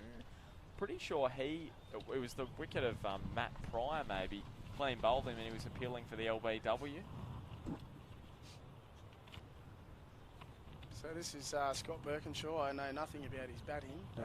but yeah, he's one of our imports today from the Central Coast, and we'll hopefully do the business with the ball later, but we need a... Oh, this could be... Oh, this is... well, I thought Pusagola was going to walk back down and that was good knock cricket. the bails off. So that will do for Toronto. Their innings comes to a close. We'll get confirmation on their total at the moment. We're unsure. It's around the 115 mark, maybe between 110 and 115. Try and get It's that. a sensational bowling performance from Charlestown. Bagsy, you'd be happy with that? Yeah, very happy, Aaron. That wicket looks to be a slow bowler's wicket. I think we saw Chillingworth turn one to get rid of Griffin Lee. Around the legs. So there might be a bit of turn in there. Whereas I think we did note that Big Tom Ortiz from St George, the ball coming on, a bit easier for the batsman at times. Yeah, we'll just look at these figures here. So Bailey McGill, 4 overs, 2 for 12. Daniel Arms, 3 overs, none for 9. Pusagola, 3 overs for 18. Now that's before the final over's been put in, so I think that's about 4 overs for 27. 23. Okay. Is it 27? How many runs off that final over? There was a 6 and 1. Yeah, around the 20 mark. Then Isaac Wallace, how good was he? 4 overs, 2 for 18. And Chillingworth, Daniel Chillingworth, he's still on a hat-trick. Can we Where's go he down to gone? the sideline? I'm just grabbing Daniel Thank you. Chillingworth, actually. There we so go. Thank Let's you. go down there. Chris Mcpherson, he's on a hat-trick. 2 for 17 off Got 2 the guys overs. upstairs, mate. Any feelings towards the skip bringing you off when you're on a hat-trick? No, it's fine by me, mate. He's looking after me. I'm handling a bit of an arm injury at the moment, so no, I'm all fine with it. We bowl well enough, so no need. Save the hat-trick ball maybe for this weekend? Yeah, probably. Yeah, I think that's the go. Lovely. Bagsy's upstairs. He thought you might have been a bit filthy on Jed. Oh, no chance, Bagsy, no chance. Can you tell him I'm still not happy about it? He's still not happy about it, mate, so he's going to take it up with Jed. Thanks for your time. Right, cheers, mate. Thanks, Daniel Chillingworth. Great sport. Now, tell me this. Now, the hat-trick carries over to the T20 match next week, doesn't it? When they take on the Sabres at Cahaiba. I should say, it's on Sunday the 10th of Feb.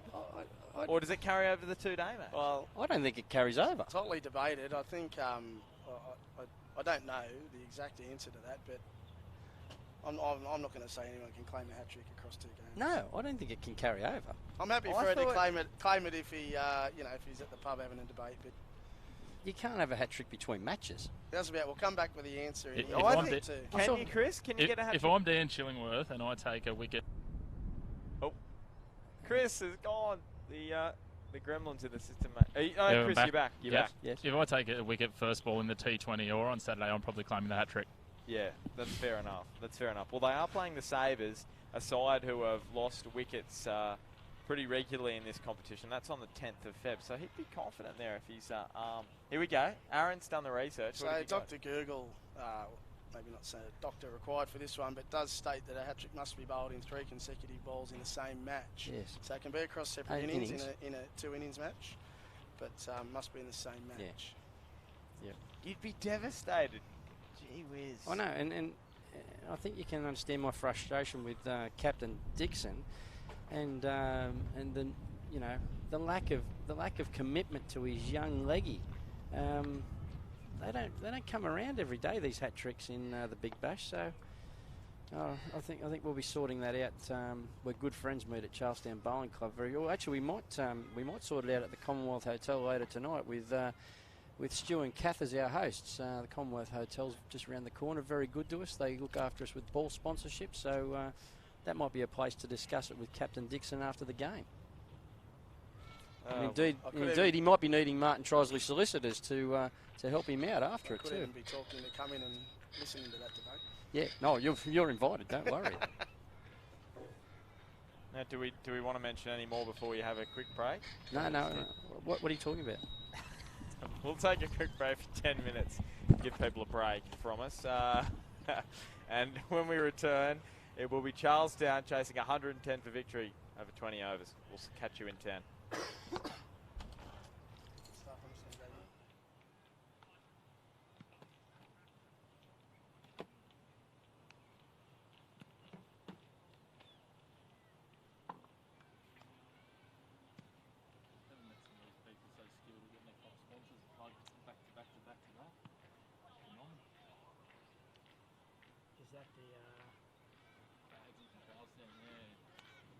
like the.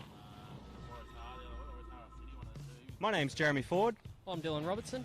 And we're here this afternoon at Toronto Cricket Club at the home of cricket, Ron Hill Oval, and we're going to catch up with some of the boys. We got Aaron, the president and self-proclaimed second wicket-keeper of first grade. Can you just give us your nickname, please? Oh, geez, I've got a few. But yeah, definitely backup keeper. I'll run with that. Ben, you're also well known for, as I said, abusing gloves. What set are you up to this year? Oh, probably the third or fourth, mate. Can I have some? Yes, you can. All right, we're here with youngster Mark Roberts. Just got a few questions for you, mate. Firstly, have you got any nicknames? Called Robbo sometimes, but That's a good nickname, that one, personally. only a few people. It's a good nickname, trust me. Occupation? Oh, I don't have an occupation. Student? Yeah, I'm a student. I referee sometimes for soccer, but that's about it. Okay, so you're one of those. Daniel Ridgway, overseas professional? Nope, just overseas. In the last couple of games, I've seen you kicking stones. Now, I'm just wondering, have you found that 10 cents yet? Oh, look, you're always looking for it, aren't you? But you'll never probably find it. But yeah, no, I've not been known to do it. But when you beat the bat a few times, I guess you get a little bit frustrated. But that's my fault for probably not bowling straight enough, I guess. So. Biggest pest at the club? Oh, probably the Pom. Biggest pest at the club? Oh, Matt Somerville, without a doubt. The biggest pest at the club that you've seen? Oh, there's been a few. I'd say collectively the people that annoy me the most are the people who don't bother with packing up after training. So there's probably a few there, but yeah, those guys that just need a quick drink or a shower, or they've just got to duck off, or just got to get to work. That's a good one. Yeah, so those guys. Aaron, how does it feel being the bloke with the biggest calves in Newcastle cricket? Mate, well, I don't get to see him, so I actually don't know. But thanks for the advice. And maybe one day, I'll get out and have a look at the old... I've got calfitis, mate, but don't take the piss out of me. Is it true that you actually cut your third strap off your pad as well, so you just got the two rocking? I did have a set like that once. Daniel, also with the creek here at Ron Hill, our Pom last year lost, I think it was 13 cricket balls. How many are you up to? I'm none from none at the minute, so I've not hit one or not been bombed in there yet, so I'm hoping to keep it as low as possible on both counts, because I know I'm not going to hit any in there. I think the club would appreciate that too at $80 a ball, so we appreciate that.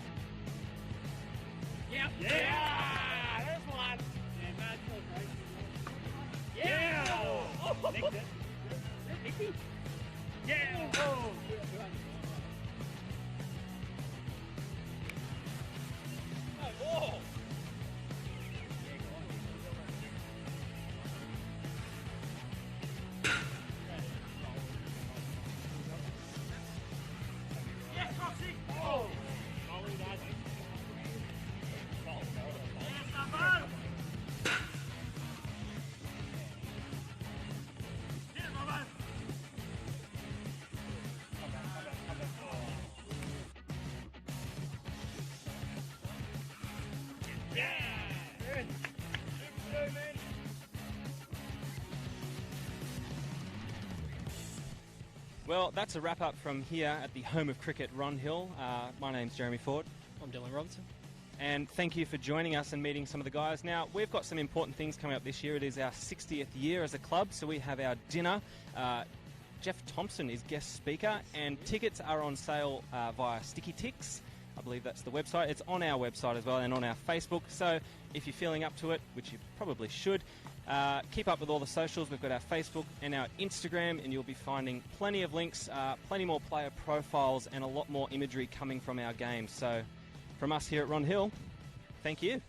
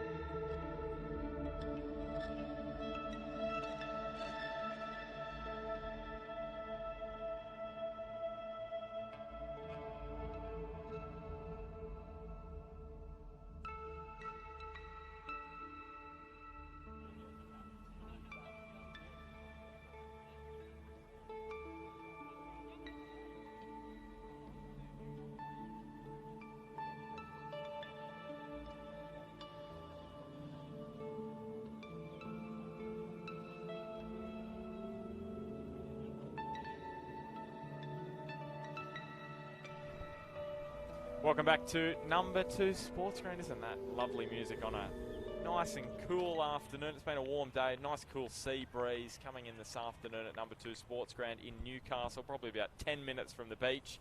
And it is the Magpies from Charlestown taking on Toronto Kookaburras. The Kookaburras unbeaten. They're going to have their work cut out for them if they're going to get the job done here. They only made 109, 110 to win for Charlestown. First ball of the innings. And Daniel Arms is opening up. Tell us a little bit about Daniel, Bagsy. Yeah, well, Daniel's been with the club for quite a while now, Charlestown Junior. And he's been part of the first grade outfit for, I would suggest, the best part of 6 or 7 years now. Left-handed opening bat, comes from great stock. His father, Greg Arms, was getting to what Aaron was talking about, would be one of the top 10 batsmen that the district's produced over the last 40, 50 years. So he comes from a heritage of that sporting background with family. His mother's a PE teacher up at Whitebridge High. But his breakout was probably last year when he got 150 against Stockton. And consistency, I think, was probably a big thing for Daniel, and I think he feels a lot more comfortable in this role now. And again, with an achievable target here, I'd like to see him batting for quite a while and just nudging it around and picking up, sort of not like that. Oh, you're saying nudging it around, and it's been dropped. Well, Dylan Robertson was probably closer to it, and in the end, Jeremy Ford diving after it. And that's something you can't do when you're chasing, or defending, I should say, a smaller total. No, Andrew Somerville would be quite disappointed with that, I'd imagine. Dylan Robertson, he's got great hands. Should have he taken, I know the keeper, it's always the keeper's ball when it goes up high, but he had a lot of ground to cover, Jeremy Ford. He's deep for Somerville. Yeah, I think Gully might have been in play there just quietly. Looked like Jeremy, aka John O'Ford, made a very early call on that, the way Dylan backed away, so it's probably on the keeper, that one. So Luke Hitchcock on strike now. Luke's been in marvellous form. Now, does he hit the ball big? Because I'm trying to think. Can do, yeah, can do. I think he went to a primary school with my brother, and Okay. they played in the school cricket team, and I remember Luke, the 2 Lukes, they just sent him out to go for pro. Yeah, to Hitch's credit, he was scoring runs in second grade last year, and he put it to the selection panel to leave him in second grade. He didn't think that he was ready to be in first grade. And what a strike that is. Yeah, it's plugged though. He just lifted it up over the top of mid-on, and he gets back for 2. And as you said, he didn't think he was ready. Well, his stats certainly show he's ready. 214 runs this year, second top scorer in the 2 days. What a season. Yeah, no, he's working on his game, and his confidence is there now. And it's good to hear kids, not think that they're something that they're not. It's not something you often hear, is it? No, you don't.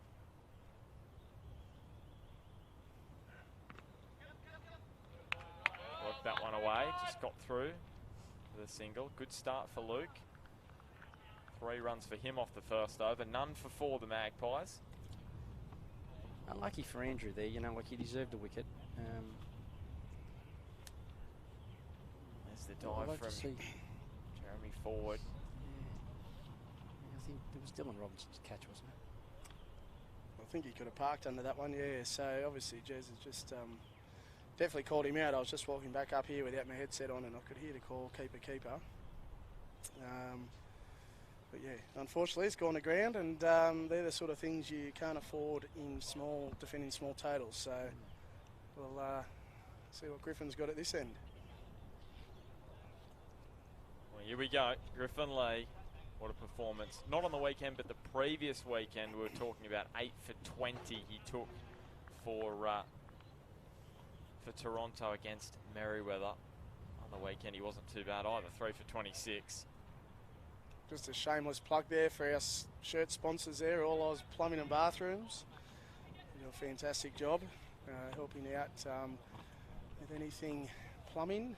They also specialise in bathroom renovations. So give Steve the call, and him and his team will look after you. Just Google them, All-Oz Plumbing. No, they've been great for us, and they help us do a rebuild of our turf facility in the off-season. So jack of all trades, but got the excavators in and dug holes required for the engineering of those post sleeves to go in the ground. So certainly more than just bathrooms. They can do anything you want plumbing-wise.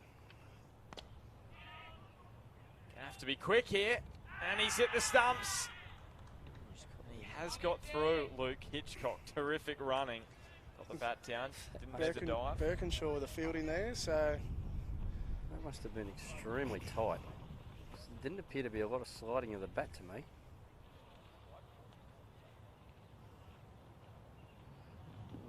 It's hard to tell from that angle.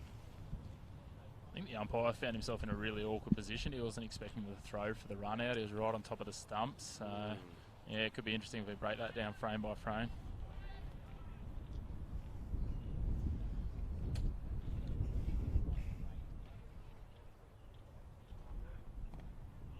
Daniel Arms, solid in defence there, and they're rushing in. 3 and 4 Kookaburras there. Chirping away.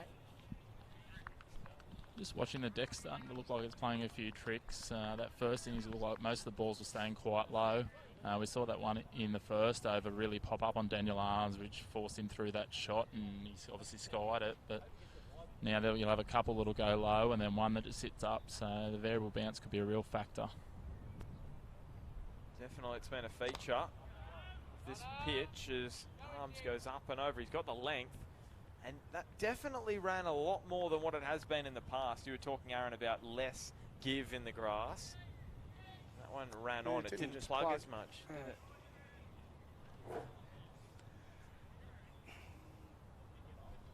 So none for 8 off 1.3. And you were talking about Ron Hill Oval. Ron Hill Oval hosting the round 4 and 5 matches on Feb 10. Where's the 12 strike? There's certainly a fair bit of run at Ron Hill. Yeah, it's not as quick as it used to be.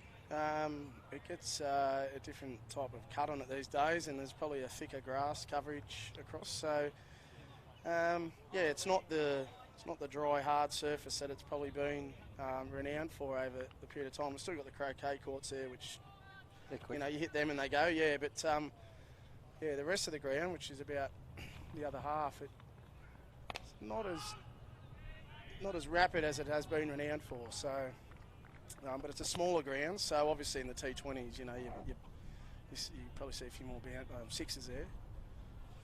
But yeah, we do host that day. So and it's pretty big contest for us with the 2 grand finalists on that day for that double or triple header. But our 2 matches are against University then Hemwicks, or the other way around. So it'll be a good day of cricket. He continues, and he's hit that one beautifully. Daniel Arms, couple of bounces over the rope. He's getting these out of the middle after that poor shot in the first over. He got away with it, and now he's profiting. Very good over for the Magpies there. An update from over at Waratah Oval. The Waratahs ended their innings 9 for 101. Rosellas are off to a very slow start. None for 8 off 3 overs. So it could be in for a tight one in that particular match. Just having a look at the standings in this Pool A. So in this particular match, the Magpies and the Kookaburras. So the Pumas, Hamwicks, that's going to be a mouth-watering contest against Toronto. 2 unbeaten sides. We'll find out if that's still the case after round 3.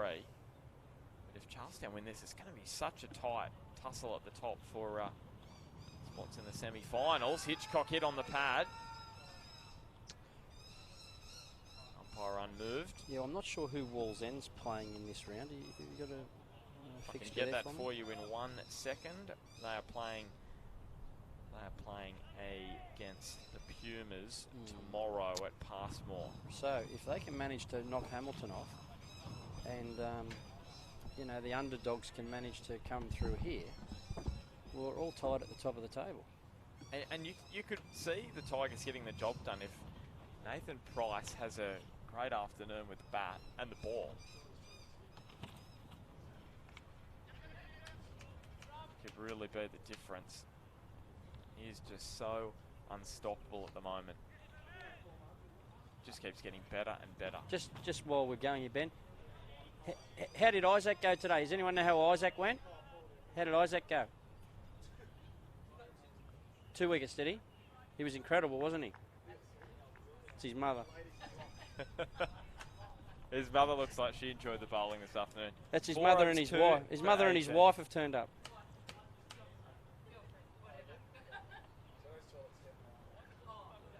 That one's got through quite quickly. A little late on it. Daniel Arms. Oh well, Andrew Somerville. Probably without a bit of luck as well. Yeah, it could have been different for him, couldn't it? And Charlestown would have been under pressure straight away, you know. Wickets is the key, isn't it, Aaron, for your boys? Yeah, they need a steady flow of wickets, much like the Magpies were able to do for the Toronto batting innings. So they don't need to do anything silly at the moment. They're just happy to rotate strike and pick off the boundary like they did off the last over a couple of times. So, yeah, they're in front of the game at the moment. So, yeah, you know, sensible batting and wickets in hand will keep them right in this contest. Won't be easy. There's bowling options for Toronto. So they've got obviously Birkinshaw, who's come up as a guest player today. Obviously Adrian Chad, Brendan Charlton, who's been in some pretty good form. So obviously Dylan Robertson's our spinner, and then we've got a couple of other guys that'll chime in as well with Connor Lupton and Josh Westwood. I think So there's plenty of options there. Plenty of options. So Hitchcock on strike, and he hasn't got enough on that one. Caught by Lupton. Exactly what Toronto needed. And the Magpies lose their first wicket. Luke Hitchcock gone inside 3 overs.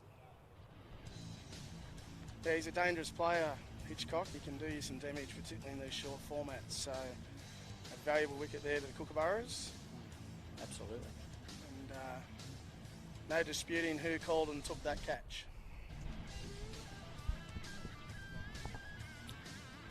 Looks like we've got Matthew Bench making his way to the crease now. Nephew of Jamie Brazier, one of the Merriweather greats. So he's a relation then to the young Bench over at Merriweather? Definitely, yeah, that's his brother. Oh, they're brothers. Okay, yeah, they're brothers. good. Yeah, they don't talk too often, but they're brothers. Yeah. I can relate to that. I've got a brother. Yeah. Just the one opportunity with the stick this year, Matt Bench, and only 5 runs from it in the T20 competition. Just waiting to cop the onslaught now in the comments about from my brother. I was going to ask Aaron whether the not talking was his choice or yours. It's mutual. It's about the only thing we agree on. Yeah, it's a respect thing. Lack of.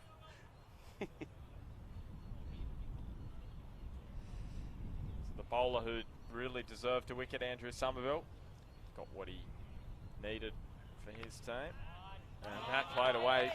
First ball with a plomb by Matt Bench and over the boundary. Yeah, great start from Matt Bench there. He's not slow, Dylan Robertson. He couldn't get across to prevent it from crossing the white line. Yeah, just swiveled nicely at the crease and helped it on its way, didn't he? So 1 for 22, 3 overs bowled. Griffin Lee now with the new man. He won't be on strike, but you're liking the look of that. Can he pick up a wicket? Couldn't get one in his first over. Just an interesting side note from that other game. We talked about Merv McLaughlin before. It looks like he's been dropped in favour of Ethan McLaughlin, who I can only assume is his son. Yes, it is. He's been elevated from the under-16s into Westside. So they've also got one of their under-21s players. What is going on? Merv McLaughlin, he's the 4th highest run scorer in the T20 Summer Bash. And he's dropped. How does Might that have worn happen? himself out with all those big hits last game here. Maybe he only plays in front of the cameras. I know he didn't mind having a chat to you, Chris, last Thursday night.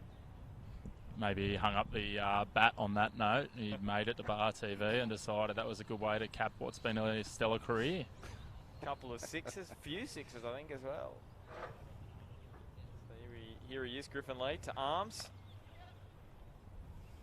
Gets on the front stool and gets through for a single. That was good running from the boys there. Good pace shown from Matt Bench again. So what's Benchy's tactic here, Bagsy?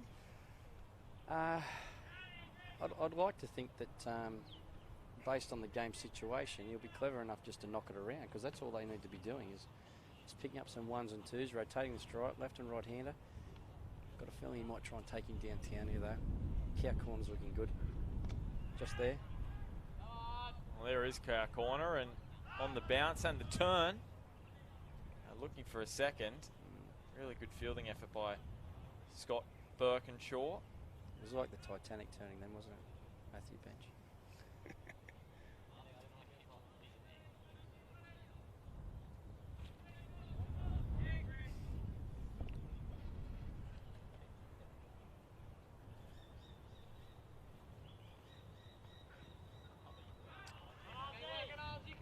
I don't know that's needed, is it?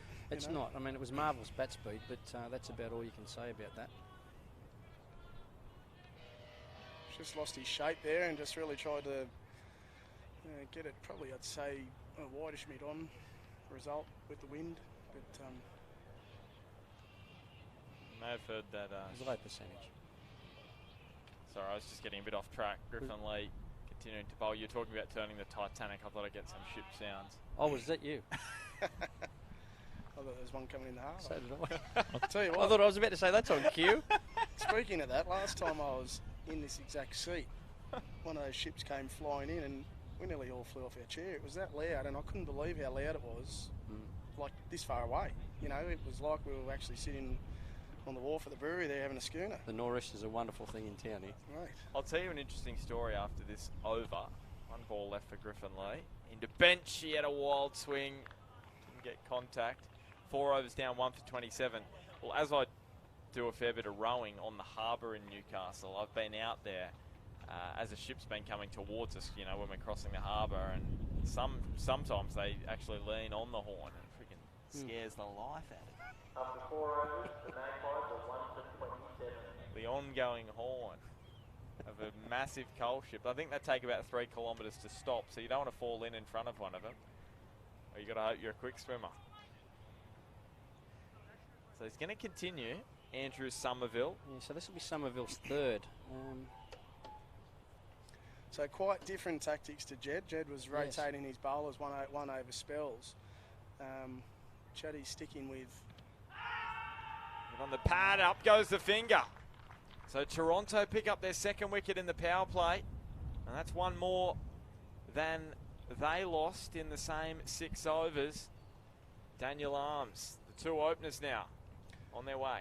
And a little bit of justice for Andrew Somerville getting arms, but yeah, it's good to see him bowling well. Haven't seen much of him this year, of course, having a season down with Manly, and he's bowled really well here this afternoon, so it's great to see, and now it brings the probably very valuable wicket of Jed Dixon. He was probably a little bit unlucky there, Dan Arms. I'm just up and square on to that delivery, and it looked very high where it hit him. Did he jump up? Yeah, he looked like he was up on his toes, and it sort of looked like it hit him up around that knee roll area. It certainly would have gone over from side on. I'll be suggesting he's hit it as well. Yeah, he thinks he's hit it. Yeah, I'm okay with height, but I think he's holding his bat up. Yeah, so why don't you ask him? I think you might interview him. Yeah, I might give him a minute or two to cool off. I'd go now. I'd go now while it's fresh in his mind. Bagsy, if you want to run down here, you're welcome to come and jump on the mic. It's a safe zone. Just mention it to some of his teammates. They'll encourage it. Yeah, there's a few chuckles going around, looking at me, seeing if I've got the stones to go and get right up in Armsy's grill. I might give him a minute. You may want to go snatch a helmet out of the change rooms, Chris, before you do the... So Jed Dixon out there with the blue helmet. You won't miss him. And Aaron's already put the precursor on this. This is the wicket that Toronto need.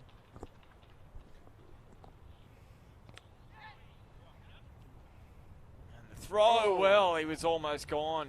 First ball. And Bagsy, I think your heart rate just doubled. Well, that would have been exactly the tonic that the Toronto boys were after there. Dixon gone first seed through a ridiculous run. He was out by 5 metres. I think Adrian Chad had all day to think about that, and it might have cost him. So the two men who did the damage with the bat against Toronto back in round 1 of the two-day match, Arms, who made 47, Hitchcock 38, both of them open, both of them out. And now Matt Bench and Jed Dixon to pick up the pieces. And we spoke about the end of 6 overs. Toronto were 1 for 29. And Bagsy, you said to Aaron how important it is that they've only lost the 1 wicket. Well, the Magpies are down 2 already. They really need to consolidate now, nudge it around. There's no scoreboard pressure at all.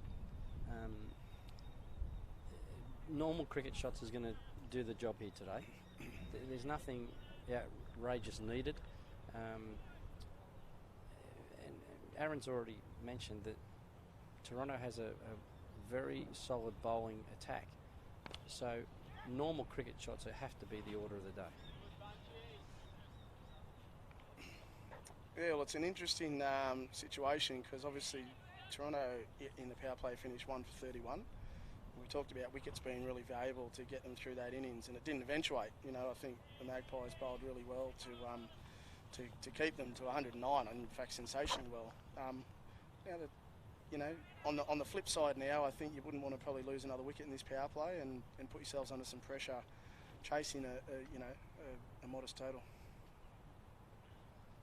That should be a wide. Maybe have to be bowled again. How is that not a wide? Yeah, we'd like to see the sideline replay on that. I know you're allowed 1 short ball and over, but that is way above his normal standing position. Jed Dixon, he's normal. Well, there's Matt Bench's reaction. You saw that.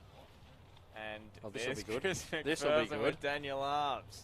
Well, 1 ball left in this over, Chris. Just hold on. You can see the steam still coming out of his ears, I think. He looks composed from here. The final ball of Andrew Somerville's 3rd over. It's right up in the block hole. Yeah, terrific ball. Chris McPherson, take it away. Yeah, joined by Daniel Arms here. Daniel, a little bit frustrated with that decision. Yeah. Personally I thought I hit it, but, you know, it's his decision, I guess. Yeah, them's the breaks. I guess sometimes probably would have looked to capitalise a bit more on being dropped early. Yeah, got to put the pull shot away, I think. It's a couple of times since Christmas it got done, so got to get a bit of luck and then a bit unlucky, I guess. Yeah, obviously it looks like the wicket's got a bit of variable bounce out there. Do you think that's playing a factor at the moment? Yeah, you saw sort of the new ball wicket really. A bit easier to bat, we thought, with the new rock, so as the ball gets softer, try and get in front, not to let the game run like last week, so I think we learned a bit from there.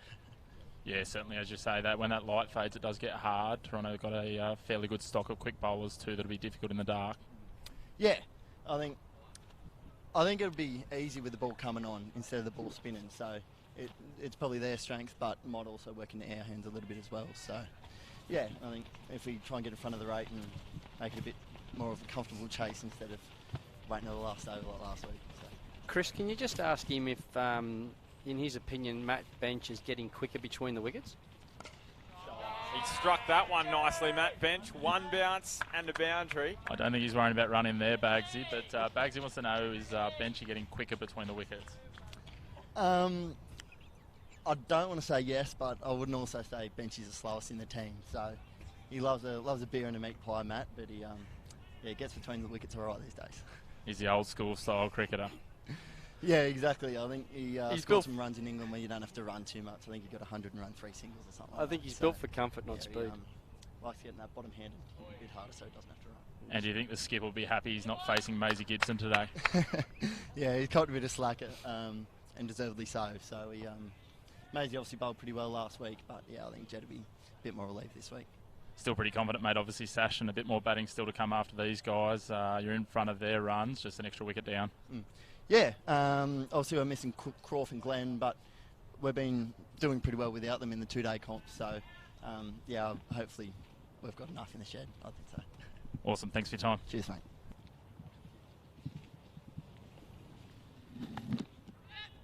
Thanks to Dan Arms. I know it's tough to talk after you get a decision that you don't agree with, and credit to him for having a chat. It's interesting he used the word, it's my opinion that I hit it. You know, I think you know what you're doing as a batsman, don't you? But that's okay. Playing very PC, which is probably a smart thing to do. It'd be in Armsy's position, yes. You don't want to get yourself into trouble, No, do you? no, he's struggled at times with the officialdom. Birkinshaw in, and that ball is out. Whacked down the ground by Matt Bench. Aaron, you know these guys, arguably better or at least as well as I do. I would suggest that that the Charlestown lineup today, batting would be their strength. The Charlestown lineup? Yes. Yeah.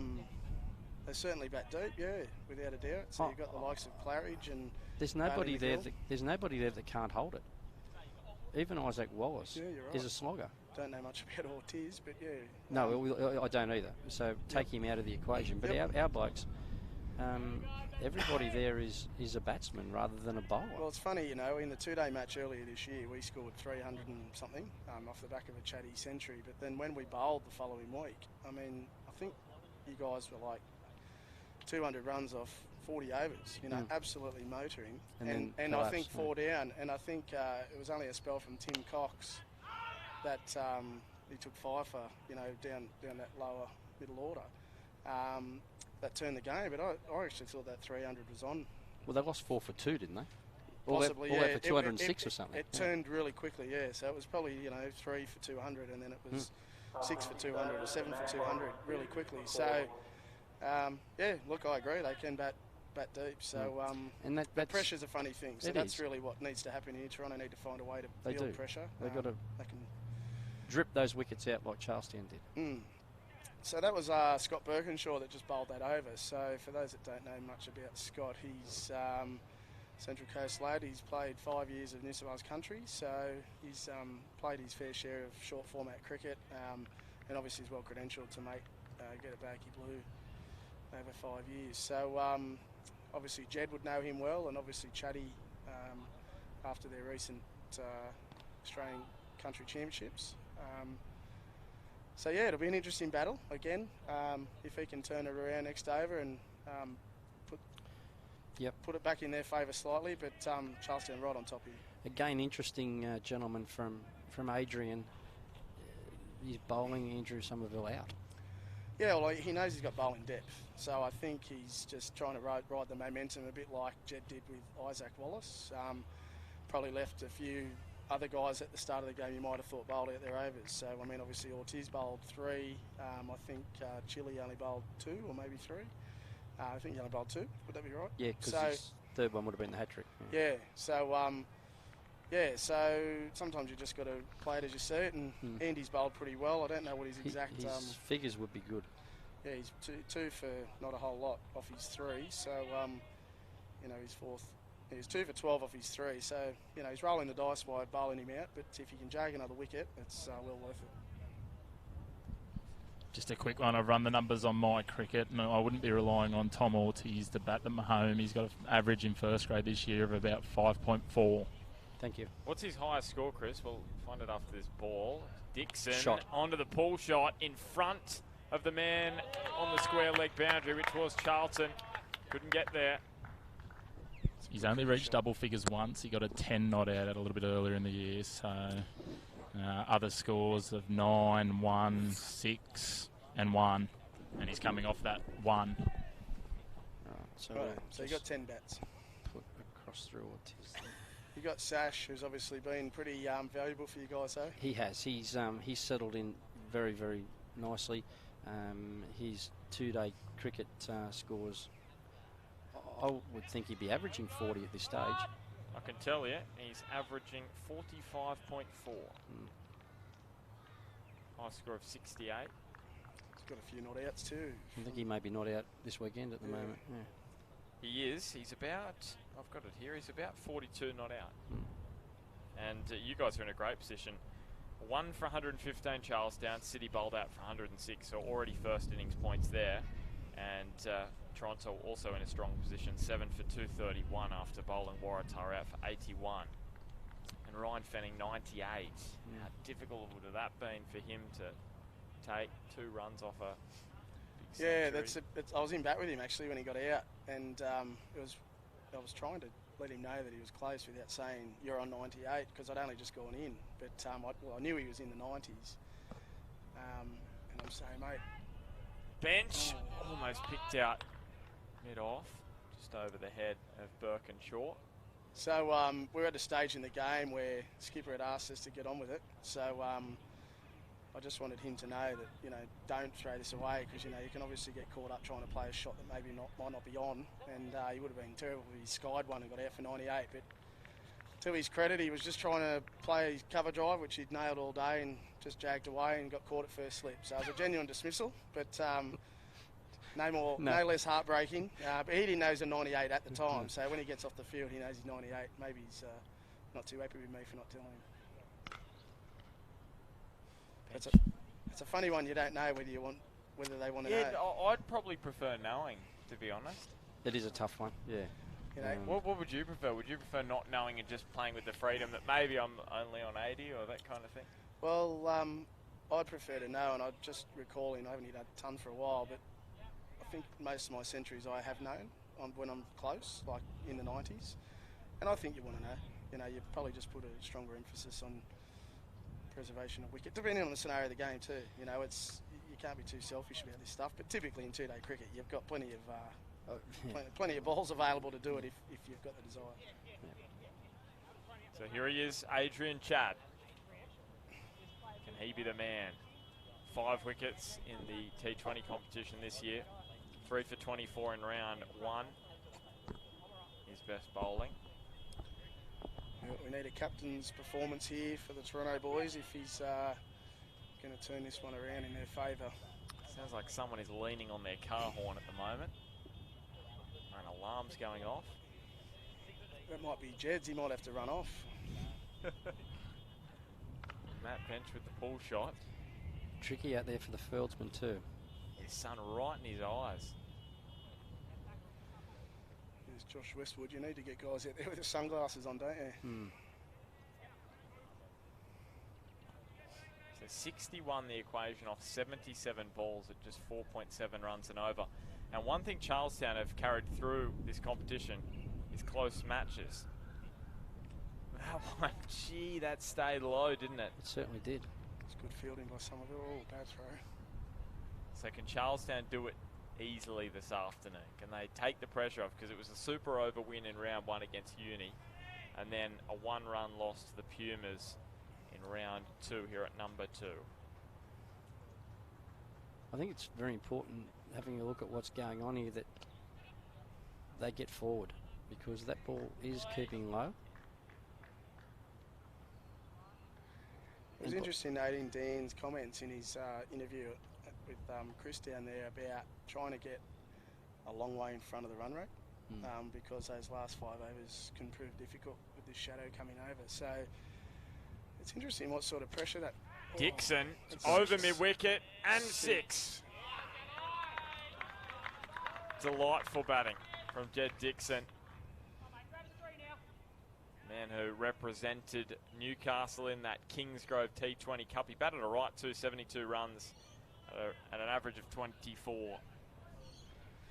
I noticed they're picking up probably that back of a length and really dispatching it. And I think that's something we struggled with in the Toronto innings was putting that length away. So it's it's not going to be a wide bench. He's going to have to hurry. He's hit the stumps and he was in his ground, the Charlestown keeper. Just quickly on what you were talking about before in terms of Daniel Arms talking about getting in front of the run rate. Their concern there would be they needed 25 runs with 5 overs to come last week and fell short. So it obviously becomes really difficult to play as that shadow goes across the pitch. So they'll be wanting to really reduce that required run rate sort of down to the 3s or 4s, I would have thought. And Bench slips over. Maybe he's only got the short spikes in. You're having a chuckle, Bags. I was just before you have a crack at Matt Bench. 8 overs down, 2 for 59. Here we go. Well, the front foot and the back foot just went out from under it. It's elegant, isn't it? Beautiful batting. So that's about the run rate. Well, they're probably just ahead at the moment, but if they're to continue along this rate, they're probably looking at around 20 off the last 5 overs. So it's close to that, and that's enough to give you the heebie-jeebies, isn't it? Are we up to getting a comparison here in terms of... Yeah, we certainly can. I've got, after 8, Toronto were 2 for 37, so they're well in front. 20 runs in front, okay. Just looking at the run rate worm on my cricket, Oh my goodness, you got everything. certainly in favour of the Magpies at the moment. So If you are at home and you don't have the app and you can't look, it's like Toronto, Mount Kosciuszko, and Magpies heading for Mount Everest at the moment. I'll pop it in the comments on the, That's on the bar it, TV footage. And you can see it down below. It's a terrific app as well, My Cricket app, really revolutionising cricket with the live scoring ability, helping us as well. Check the scores and not have to be next to the scorers asking them what each batsman is on. It's Matt Bench through for a solitary run, and the 60 is up, so they're motoring along nicely if they continue at this rate. There's plenty of gaps out there, Ben. Just normal cricket shots. Dixon on the sweep. It's a lovely shot. They should get back for 2 here. Yeah, no one behind square. How much do you think they learnt from that match against Hamwicks last week, where they lost by a run and couldn't sustain a rate of only 5 and over for the last 5? Yeah, I think it's just cricket, and the happy thing I can report is that the playing group is in a good place, and you know they're doing very well over a weekend, and they're believing in themselves. You know, and Toronto's having a good season as well. So, you know, from our guys' perspective, I don't think there was anything to worry about. It's just a game of cricket, you know, Ben, and you know, you win some, you lose some, and as mentioned before, Hamwicks are a strong outfit, and they did their best to win the game. You just got to cop that sweet, I suppose, don't you? Yep, precisely. And Charleston have been in such good form. If you look at the results of late, Robertson, Dixon again just nurdling it through for a single. The results speak for themselves. They've beaten Waratah, Mayfield, the Pumas, Belmont in the 2 days, and in the Tom Locker Cup 3 from 3, and only a 1-run loss in the T20 competition and a win over Uni. So Yeah, well, if this result goes the way it should from here, and the Magpies win, it really opens up this pool, because obviously the top 2 go through. So. Well, that's what we were saying. So if that becomes a victory here, we'll be level with Toronto, Charlestown that is, and the Tigers are playing against Hamwick, so if they can beat them, all 4 teams will be level, which leads for a great last weekend, doesn't it? Well, it does, and interestingly, I think that Toronto's perspective, it's certainly, you know, we're not in the box seat. We've got the 2 arguably toughest games to come. So, yeah, it's, you know, it really opens it up for a Wallsend or a Charlestown to get through. And Dixon, with 1 bounce and a deep mid-wicket running around Josh Westwood. Yeah, that's when I suppose, you know, not wanting to put the mock on, but that's where this result may become quite important to Charlestown, based on quotients. And if they can continue at this crack, the game will be over shortly, which will obviously improve that quotient, won't it? Yeah, well, the key for a quotient is not losing wickets. That's exactly right. Yeah. But they're not going to get there if they lose wickets, are they? Quickly. Correct. It's going to stay as it is. Yep. And maybe the Sea Dragons, Newcastle Uni, after a slow start, 2 losses from their first 2, aren't out of it. They can have a job done. Dixon, that's gone high. Dylan Robertson, he's a great fielder, but he's not going to be able to do anything about that. Jed Dixon is batting beautifully at the moment. That's a beautiful cricket shot. It was lovely. Lofted off drive, straight. And with the wind maybe just a little bit helping it, I thought it was was going to just sit up for Dylan Robertson, but the wind just took it up and over him. Because you would have backed him in had it landed in the field of play. Adrian Chad in again. Again, the ball just staying a little low. Dixon looking for an attacking shot again, trying to slice that gap between mid-wicket and square leg. There's men out on the boundary, but I think he's practicing the shot he should have played there. You see Centennial Coal there splashed across Chatty's shirt. Great sponsors of our area, not just our cricket club, but also other local sporting groups out that way. The Scorps, obviously, and many other sporting groups out there. So, fantastic company. Really do look after, and fortunate to have Centennial Coal literally in our region. So, yeah, having the industry out there, but we don't get a lot of corporates out at Toronto, but it's good to see the mining guys looking after us. Dixon off the outside edge. It'll just be the one. Connor Lupton just quickly across there to field, and that brings us to the end of 10 overs. The Magpies doing it nicely at the moment, 2 for 76. If anyone went to the Bar TV page to look for my worm, I was unable to upload a photo, only as written text.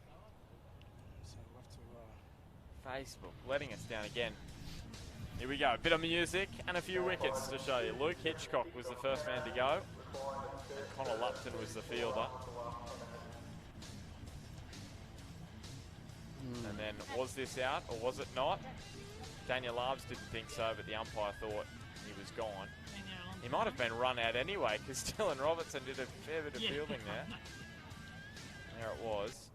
What's their role at the club now? It's funny, you know, like obviously you believe Daniel and the fact that he hit it, but it's obviously a tough one there for the umpires too. It wasn't an obvious one that comes from high and comes down. You know, it's obviously just a fine edge. It's not really changed its height a whole lot. So, well, Dylan Robertson into bowl. He's been wonderful for Toronto this season, and Matt Bench slid that one in behind the gully. He's taken 13 wickets. He was actually their leading wicket taker before Griffin Lee came on and took what's his 8 for 20. Fielding style called here? Brilliant.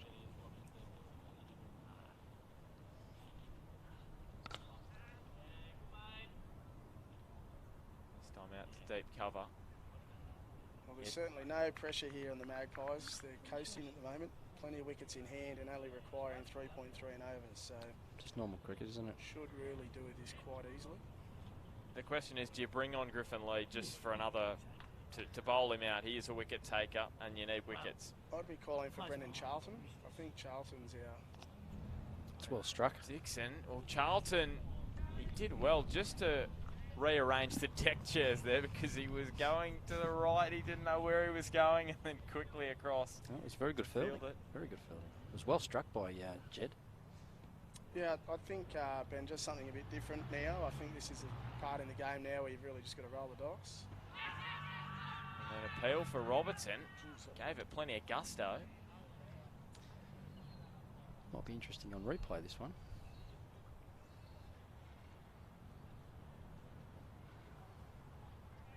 Yeah, Brendan Charlton, 12 wickets in the 2 days this year, as we see the appeal. It's very hard to tell what that's been turned down for, isn't it? I mean, it could have pitched outside leg, could have turned, which would be pretty rare for Dill. It's a bit of an in-jake. Obviously, he's a left arm off, though. He turns on one occasion. Yeah, so just back on bowling plans here. I mean, I'd probably be more inclined to try someone new and just see if we can pull it off. Obviously, Chatty, he's going to bowl Westwood. Okay, well, there you go. Something a bit different. He takes the pace off a lot of his deliveries and probably makes the guys ball hard.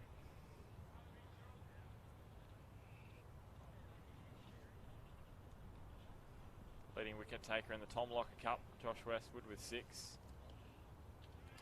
Hasn't taken a wicket in the Summer Bash this year. Only 2 overs he's bowled, so see if we can get his first tonight. And Bagsy, plenty of time could be left after this match, because it's looking like it might finish early, so plenty of time for the players to go get a pizza at Slice Pizza. What do you think? Where is that? Someone said it was over at Adamstown. Slice Gourmet Pizza. Just off Brunker Road, isn't it? Just on Brunker. I can't see that poor bugger out there. Yeah, I don't know. I haven't eaten there, but it was just a rumour going around that they've got the best pizzas in Newcastle. So for anyone that's wanting to try out Slice Gourmet Pizza, I'm confused, mate. They're not on your sponsors list. Who are you plugging them for? that's a wide there. You'll find that was a wide. Anyway, thanks for bringing that up, Ben. I appreciate it. You're going to head there after? Won't be, no. I'll be heading there at 11 o'clock in the morning. Yeah. I was going to ask Aaron if he was going to head there. Quick I think Aaron was more convinced about seeing our good friend Stu and Kath over at the Commonwealth Hotel. Partial to the commie. Yeah, it's a nice establishment. We could talk about some designs that, ELK designs, Luke Stone and the cast of thousands that he has working for him can do for you, from small jobs right through to that's out. Clean bowled him. Josh Westwood has his first wicket in the T20 Summer Bash, and Matt Bench is the victim. Played a good knock. Comes to an end with pretty much the job done. 26 off 51 now. Unless there's a dramatic collapse. It's a funny game, cricket. Well, it's Pusagola that's coming out now, the Sri Lankan. Can we have some mystery music just to add some suspense, boys? Do you have the mystery music? Not the pump up. I want the mystery music. We might get that later. Here we go. Hang on. We get the mystery. Waiting for it. 3 for 84. Doing a great job as always. The Bar TV boys. There's Matt Bench. A very professional outfit, to be honest. Here we go. Is there a dramatic collapse about to occur here? Don't go anywhere.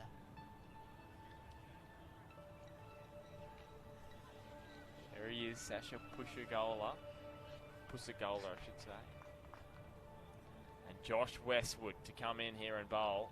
Well, you were right, Aaron. He's used that change of pace to his advantage and managed to get one through Benchy off his pads onto the wicket there.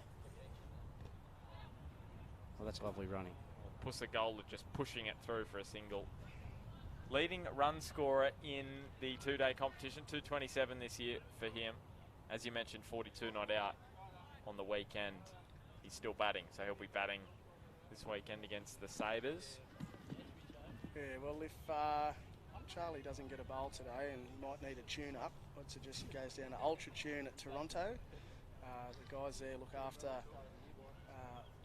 all your vehicles and might even grease up his shoulder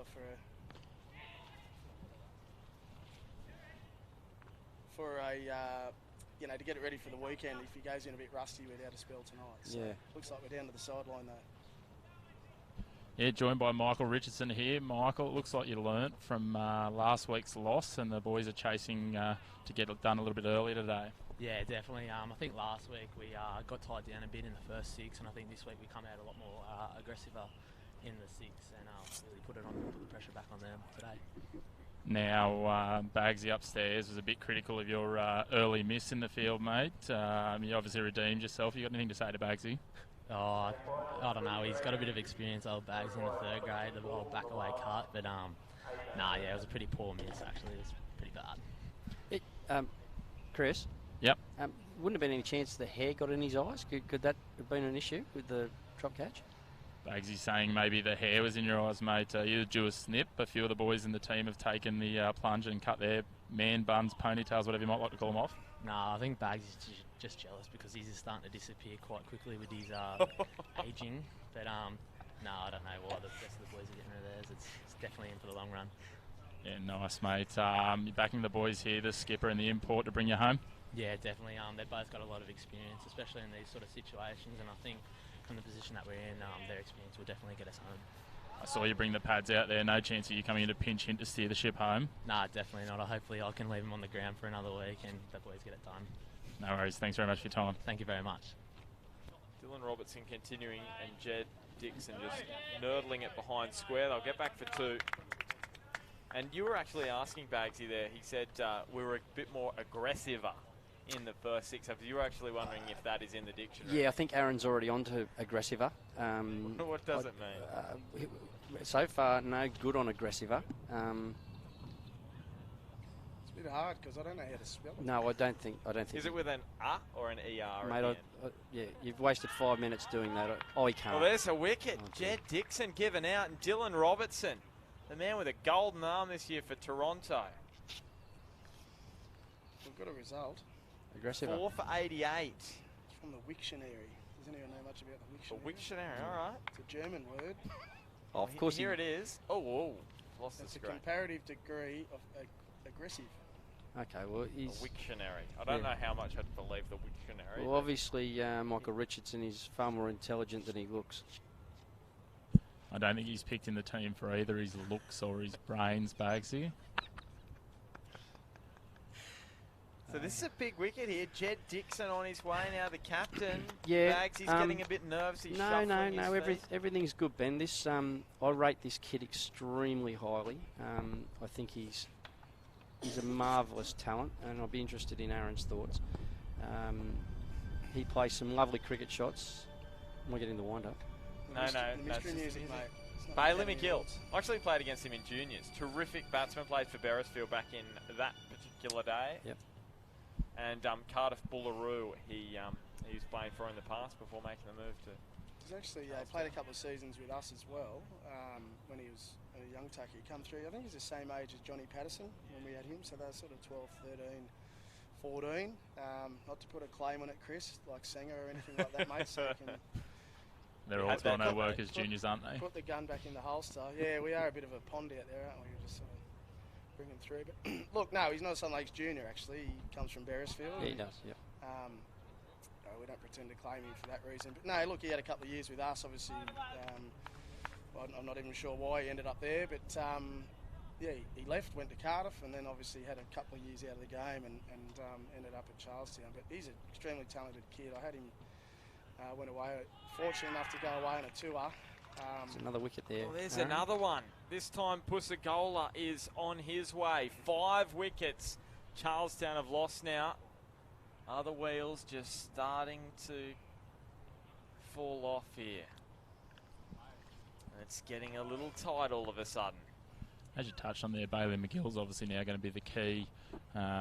We saw that he can definitely clear the fence. He hit 2 towering sixes last week off Maisie Gibson after she'd picked up the skipper and the import Sash Pusagola. So he's got plenty of batting in him. So it'll just be interesting to see if one of these other young guys can go with him.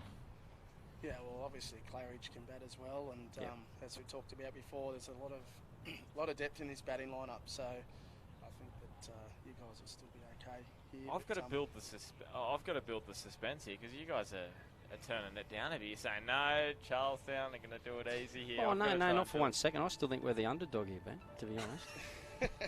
You could need one off 6 overs with 8 wickets in handbags and you'd be the underdog somehow. So here he is. This is your man, Aaron. You were talking a bit before. Brendan Charlton, bring him on. Well, here he is.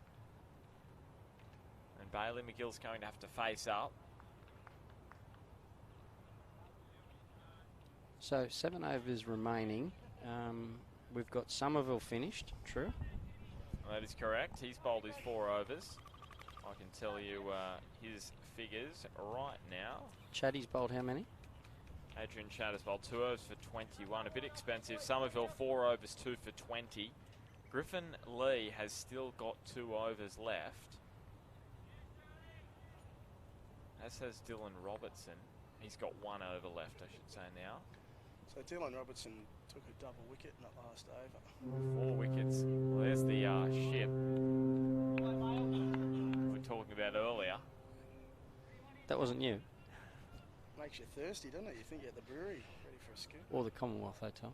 The Commonwealth Hotel, yeah. Don't go and talk about a few of those ELK designs that Ray White, Real Estate and Chapman Strata take full advantage of with Luke Stone's crowd. Got to say, guys, I love the healthy image lifestyle of the cricket coverage. Beer and pizza all the way through. Pies somewhere along the line too, wasn't it? Someone rose steeply on the new man, Josh Claridge, who's out there. Yeah, beers and pies and what is it? Pizza. I think someone said, no, yeah, I'm not sure of that joint, Slice Gourmet Pizza, but they tell me that the quality is outstanding. So I might try it one day. Maybe at 11 a.m. tomorrow. Maybe. So Charlton versus Claridge.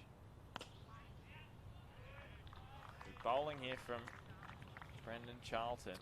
You've identified the shadowing effect, Ben. It's in full use now for the Toronto boys with that wicket being covered, but the eye line of young Josh Claridge in the sun.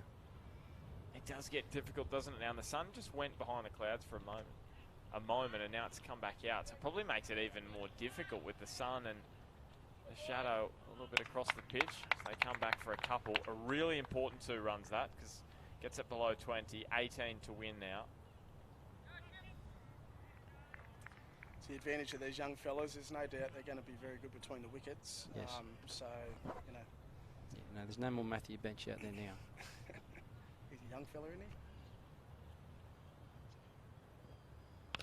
he? Is it worth bringing a couple of men in from the boundary and really trying to stop the run flow? I think it is. I think Adrian needs to probably be inviting that big shot to buy another wicket, and there's still lots and lots of gaps out there. I mean, Charlton's bowling well, no doubt, but there's still lots of gaps there. Yeah, well, if he executes the plan, which I'm assuming is to bowl off stump and outside. And full. Yeah, and full. You know, I think he's got to have that guy out at deep point just to stop the boundary. I guess the reason you'd have a deep mid on is it's probably a lot harder to work it there for one, but you could probably clear the front leg and probably try and take it over. So, yeah, I see what you're saying. It might create that opportunity, but might take that shot out as well and just allow dots. But I think they've got to bowl them out. I don't think they can just restrict them. No. Well, great to have your company this afternoon, wherever you're watching or listening around the globe. The Magpies from Charlestown, 5 for 92, chasing 110 for victory. Toronto trying to defend a small total, the smallest total they've set in the Newcastle City Council Summer Bash this season. It's round 3. The Kookaburras are unbeaten. The Magpies 1 from 2, but 2 really close matches. One went their way, one went against them. If they win this one this afternoon, it's going to be very tight at the top of Pool A, with Hamwick's up there as well. Great delivery to start this 15th over. Scott Birkinshaw, the former New South Wales country fast bowler. He's current New South Wales country fast bowler. He's bowling at the moment and putting them under a bit of pressure, the Magpies. Did you mention he's from the Central Coast, Aaron? I did, yes. Yeah, okay. That one out off the outside edge. Rushing around on the boundary. It's Charlton whipping it in. So, yeah, I was just touching on Bailey before, and just to finish that, you know, I was fortunate enough to be managing a team with Dave Redden. Trent Colley was the coach that Bailey was in. For Newcastle Colts. We did a tour, mate. Lovely kid, great talent. Again, it's going to fall safe. And it's a real bummer he had those couple of years out of the game, and you know, didn't probably push on with the ability that he has. But look, you know, he's still young enough to have a good career in Newcastle, and hopefully he does. Yeah.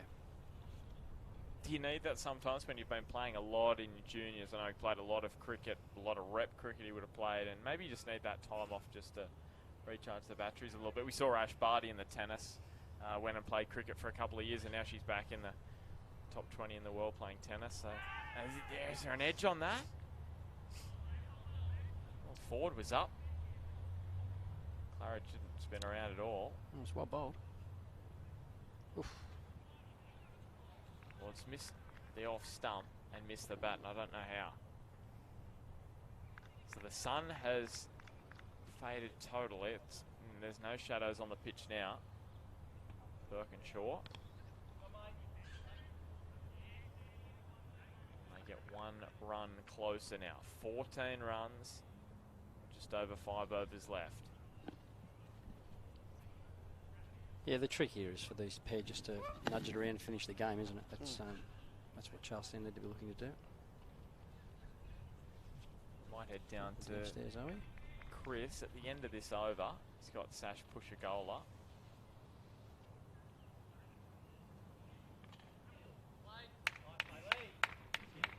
Nicely worked by Bailey McGill. He's keen for a second. And it's going to be tied. It was going to be really close, but they've got through for 2. And it brings it down to 12 runs required off the last 5 overs. They should do it now. We'll head down to the boundary. Actually, we'll just check this replay first. Now, if this was taken cleanly, can't actually see the batsman, so it's hard to judge. We'll head down. Chris Mcpherson is with Sasha Pusagola. Yeah, as you said there, Ben, joined by Charlestown Sri Lankan import Sash Pusagola. Sash, probably not the innings with the bat you're looking for, but you let him go pretty well with the ball. Yeah, it was not bad. I thought the wicket was slightly slower than the previous time we played here. But at the same time, the outfield today is much quicker than what it was last time around, so that will probably favour us. Overall, I think we should cruise in a couple of overs' time. Yeah, so 12 or so required now with 5 overs to come. Obviously a real plan to go a little bit quicker from the get-go today. Yeah, two of the guys were much better, especially our skipper Jed and also bench the wicket-keeper. He added some impetus to the inning at the start, so that helped us to get where we are at the moment. Hopefully these two guys out there now in Bailey and who we got up the other end there? That's Claridge, that is. Josh Claridge can steer you home from here. Yeah, these two guys have the potential to do it. They're very good batters, young batters, so there's no doubt that they'll get us home. On a personal note, you obviously come over here this season doing quite well in the longer forms as well. Enjoying the cricket over here? Yeah, it's been good. Obviously, the heat has been a new experience for me, even though I'm from Sri Lanka. It's just a bit more than what we're used to. But anyway, apart from that, the cricket has been good. The competition has been great. No complaints, man. And I saw last game the boys have made you feel right at home, giving you plenty of sticks, stirring you up, mate. They're always like that. They're always in my ear. But that's part of it, isn't it? Yeah, exactly right. It's a good culture you've got there at Charlestown. It looks like you're enjoying it. Yeah, it's great, mate. Amazing. Lovely. Thanks for your time, Sash. Cheers, mate. Thanks, Sash. Thanks, Chris. And how good's that? He's got the Aussie accent down pat as well with a mate. Thanks, mate. Love it.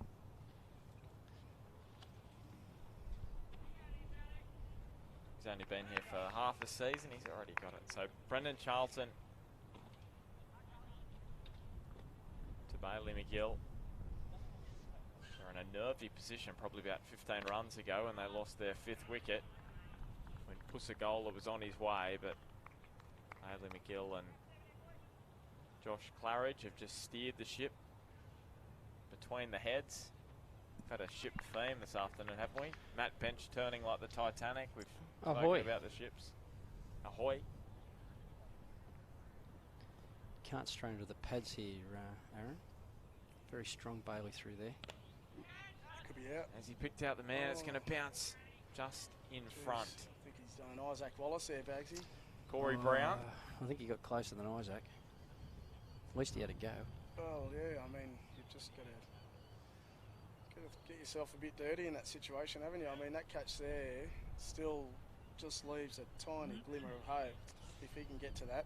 And, you know, If it goes for 4, it goes for 4. that's right. I don't think you're going to restrict the runs here, so you've got to try and take every opportunity. And up and over the top. He attempted drive over Griffin Lee. Got an arm to it. It's just too far above him that he could bring it down. It's just beyond his grasp. Got the arm to it. It's a great effort. Just following on your ships theme, Ben, the skipper, James King, over at Waratah Oval as well and truly righted West ship. They were in a bit of trouble after a slow start, but James King, 47 off 30 balls, has steered them home in an absolute stunning all-round effort from him. He also got 3 from 22 from his 4 overs, so a great captain's effort there to bring the Rosellas home. He performed really well last Thursday for West as well. Against Stockton, the bat and ball. And there is a wicket. So maybe the glimmer of hope you were talking about, that just bunted straight back into the waiting arms of Scott Birkinshaw and Josh Claridge. gone. It's interesting. 4 wickets away. It's interesting, right? The game's going to be won by the Magpies, there's no doubt about that. But these wickets now start affecting quotients. That's right. And that's going to be a real clutch at the back end of this tournament. Because every wicket now that Toronto gets is valuable to them, and everyone Charlestown loses, obviously is going to be putting that quotient a tiny bit at risk. So Michael Richardson, he didn't think he was going to have to come out and bat. Having a bit of a stretch. Out to the middle. He's batted once in the T20 competition and made a not out, one not out. Yeah, I've played a lot with Michael, and he's been a kid that's shown promise coming up through the lower grades, and he's taken his opportunity in first grade this year. Started off very strongly. It's beautiful, isn't it? Nice and relaxed. Very relaxed. Yeah. So for a 19-year-old kid, 18, 19-year-old kid, these are experiences that he can take a hold of and learn from. And you said has he got an edge on that? No, says the umpire. He just continues to mark his ground. No. Michael Richardson, Adrian Chad. Nervous scratch of the centre stump. Over at him. Oh, he was prodding and fending. He's Charlestown's top scorer in the Tom Locker Cup, 124 runs. A couple of scores between 25 and 50 and a highest score of 52. So as you said, Bagsy, really solid start to his season. You'll want to get them home here. Got that one away. He was keen for a second, but that's not going to happen. Ben Roberts too quick in the field. So 6 runs. I'd be bringing the field right up now, forcing them to play a shot. I think that's just too comfortable when you only need 6 runs to win, just to dig out a Yorker and get runs for it.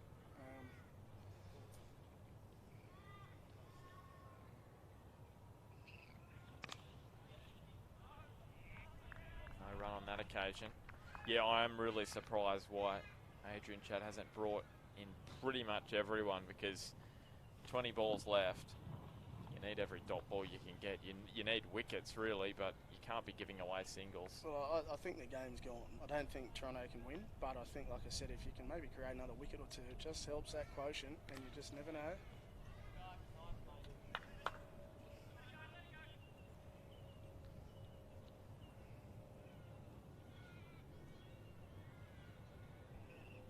Still the man out on the fence. And if you've got that man inside the circle, I don't think they score a run there, Charlestown. You're forcing him to hit the ball harder, or try to hit the ball harder, or try and hit another gap. You know, I think he's doing it way too easy behind square at the moment. And again, That's an easy shot, down to... That's a hard one to field, though, because if you've got a gully, you've really got to... You probably need to leave the third man in, but that's it. Just guided that one nicely, Richardson. So 4 runs needed off the last 3 overs. Brendan Charlton has got his hat off and he's coming up to bowl.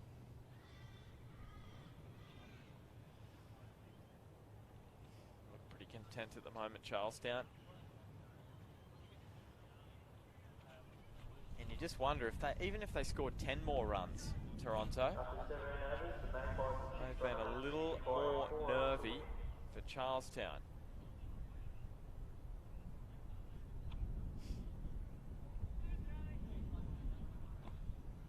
Nothing to report, Aaron? No, just looking at some commentary and stuff we touched on earlier. Redders was just giving us some updates on the players. We've got Steve Ridgway viewing from Yorkshire. So he's the father of our Pom this year, who's over in the stand. So g'day, Steve. I think he's in Australia in a couple of weeks. So bring the speedos, mate. It's going to be hot.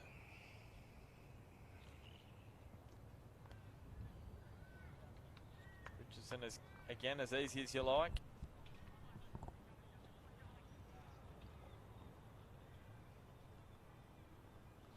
Steve Ridgway watching from a very cold Yorkshire.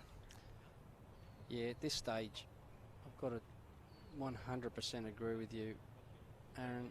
there is no point in having this man out here on the fence, is there? Deep square, no. Not unless they're going to bounce him and try and get him out there, but that's a shot. That's a great cricket shot. And that will do the deed for the Magpies this afternoon. And Toronto lose their first match of the Summer Bash. Charlestown make it 2 wins from 3. And that the most comprehensive of their performances in this format this season. And it's going to be so tight at the top of Pool A in the Newcastle City Council Summer Bash. Charlestown on 4 points, Toronto on 4 points, the Pumas, they're on 4 points as well. They've still got a match to play. And Newcastle Uni, who have played so well in this format, they're on no points, but right up for grabs with the final 3 matches to be played and the final 2 matches for these 2 sides on February 10.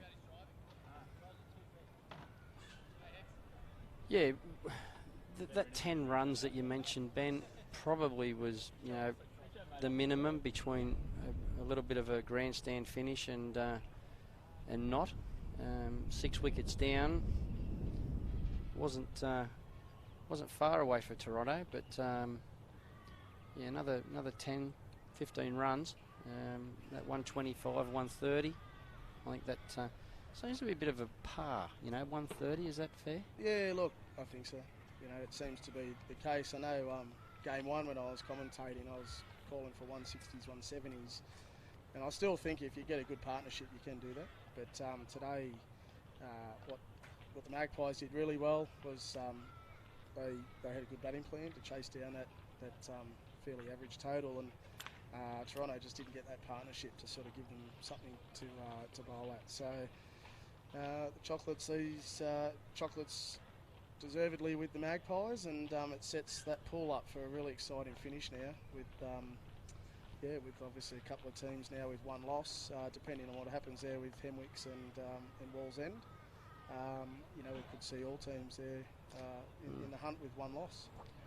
Perhaps at this venue, a little bit more slow bowling might be the tonic rather than pace on. Yeah, look, and it's been the way Toronto's played the last couple of games, is having 2 or 3 spin options. But they weren't available today, so you've got to go in what you got, and certainly that was a fast bowling. I've cleared that out. A fast bowling, you know, options there to have. But yeah, I think slow bowlers were the winner today. Well, we'll head down to Chris Mcpherson on the boundary. I was about to say that. Joined by Charlestown skipper Jed Dixon. A little bit better circumstances than the end of the last dimly lit time we met here. Yeah. Didn't quite get under moonlight tonight, but it was good. Yeah, good job from the boys. So we similar score, but we took a bit different approach. Went out there with a bit more intent. Benchy did a really good job up the top for us, and yeah, thought they stuck with pace for a fair while, and that really suited our sort of top order. So yeah, it was good. Yeah, obviously, as you said, a bit of a different plan, going a little bit more aggressively early, and the pace of the ball coming on their limited stock, I guess, of slow bowlers helped the case. Yeah, and I hit some, so that helped certainly. But yeah, definitely. Yeah, it's sort of when you get a few overs in a row, you get used to the pace of the deck, and on a decent deck like this, always easy to cash in. And it opens the pool up. Now that puts both you sides there with 1 loss.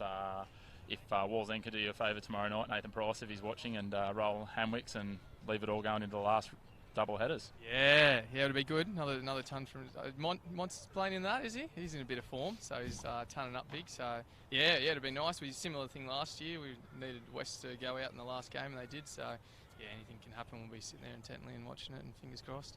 I guess from here you're just probably looking at trying to control your own fate. You obviously play City, so that'd be a good opportunity, hopefully, to build up on that quotient, and then it could come down to that game against Walls End for a semi-final berth. Yeah. Well, hopefully I'll win a toss, so we get to get out there and score some runs. But yeah, that's always the way. I mean, it's a cliche, but you just got to win your own game, and then cricket gods will take it into fate after that.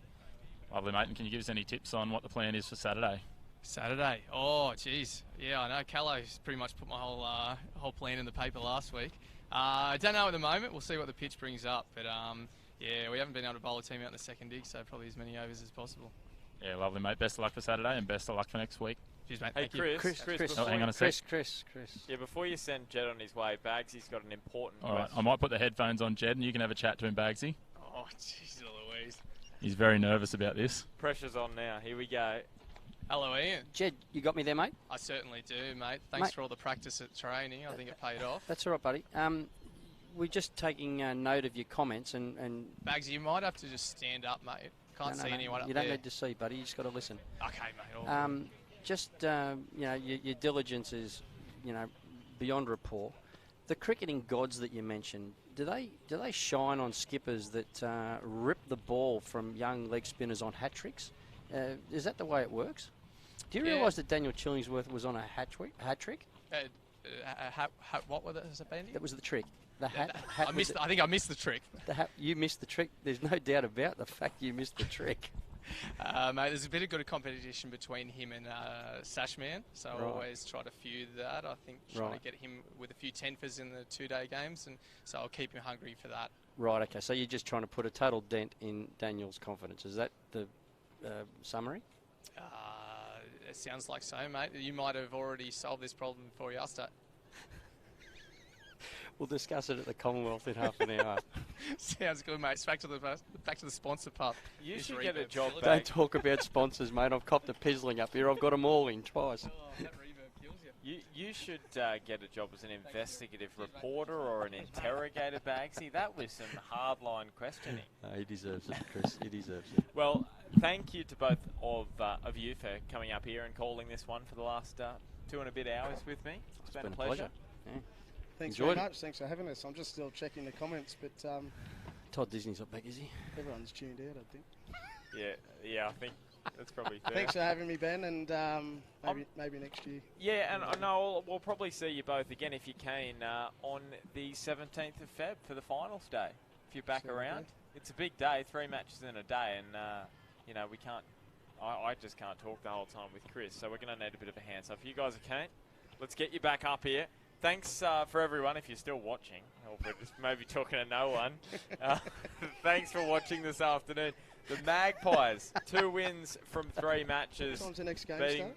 What's that next game? Yeah, what time's the next game Well, why don't we just camp here tonight? We'll be back here. Magpies winning by 4 wickets. They go equal on points with Toronto on 4 and Hamwicks. It's tight at the top of Pool A. We'll be back tomorrow night from 5 p.m. on Bar TV with the Newcastle City Council Summer Bash. Thanks for your company. There's Dave Ellison, our third.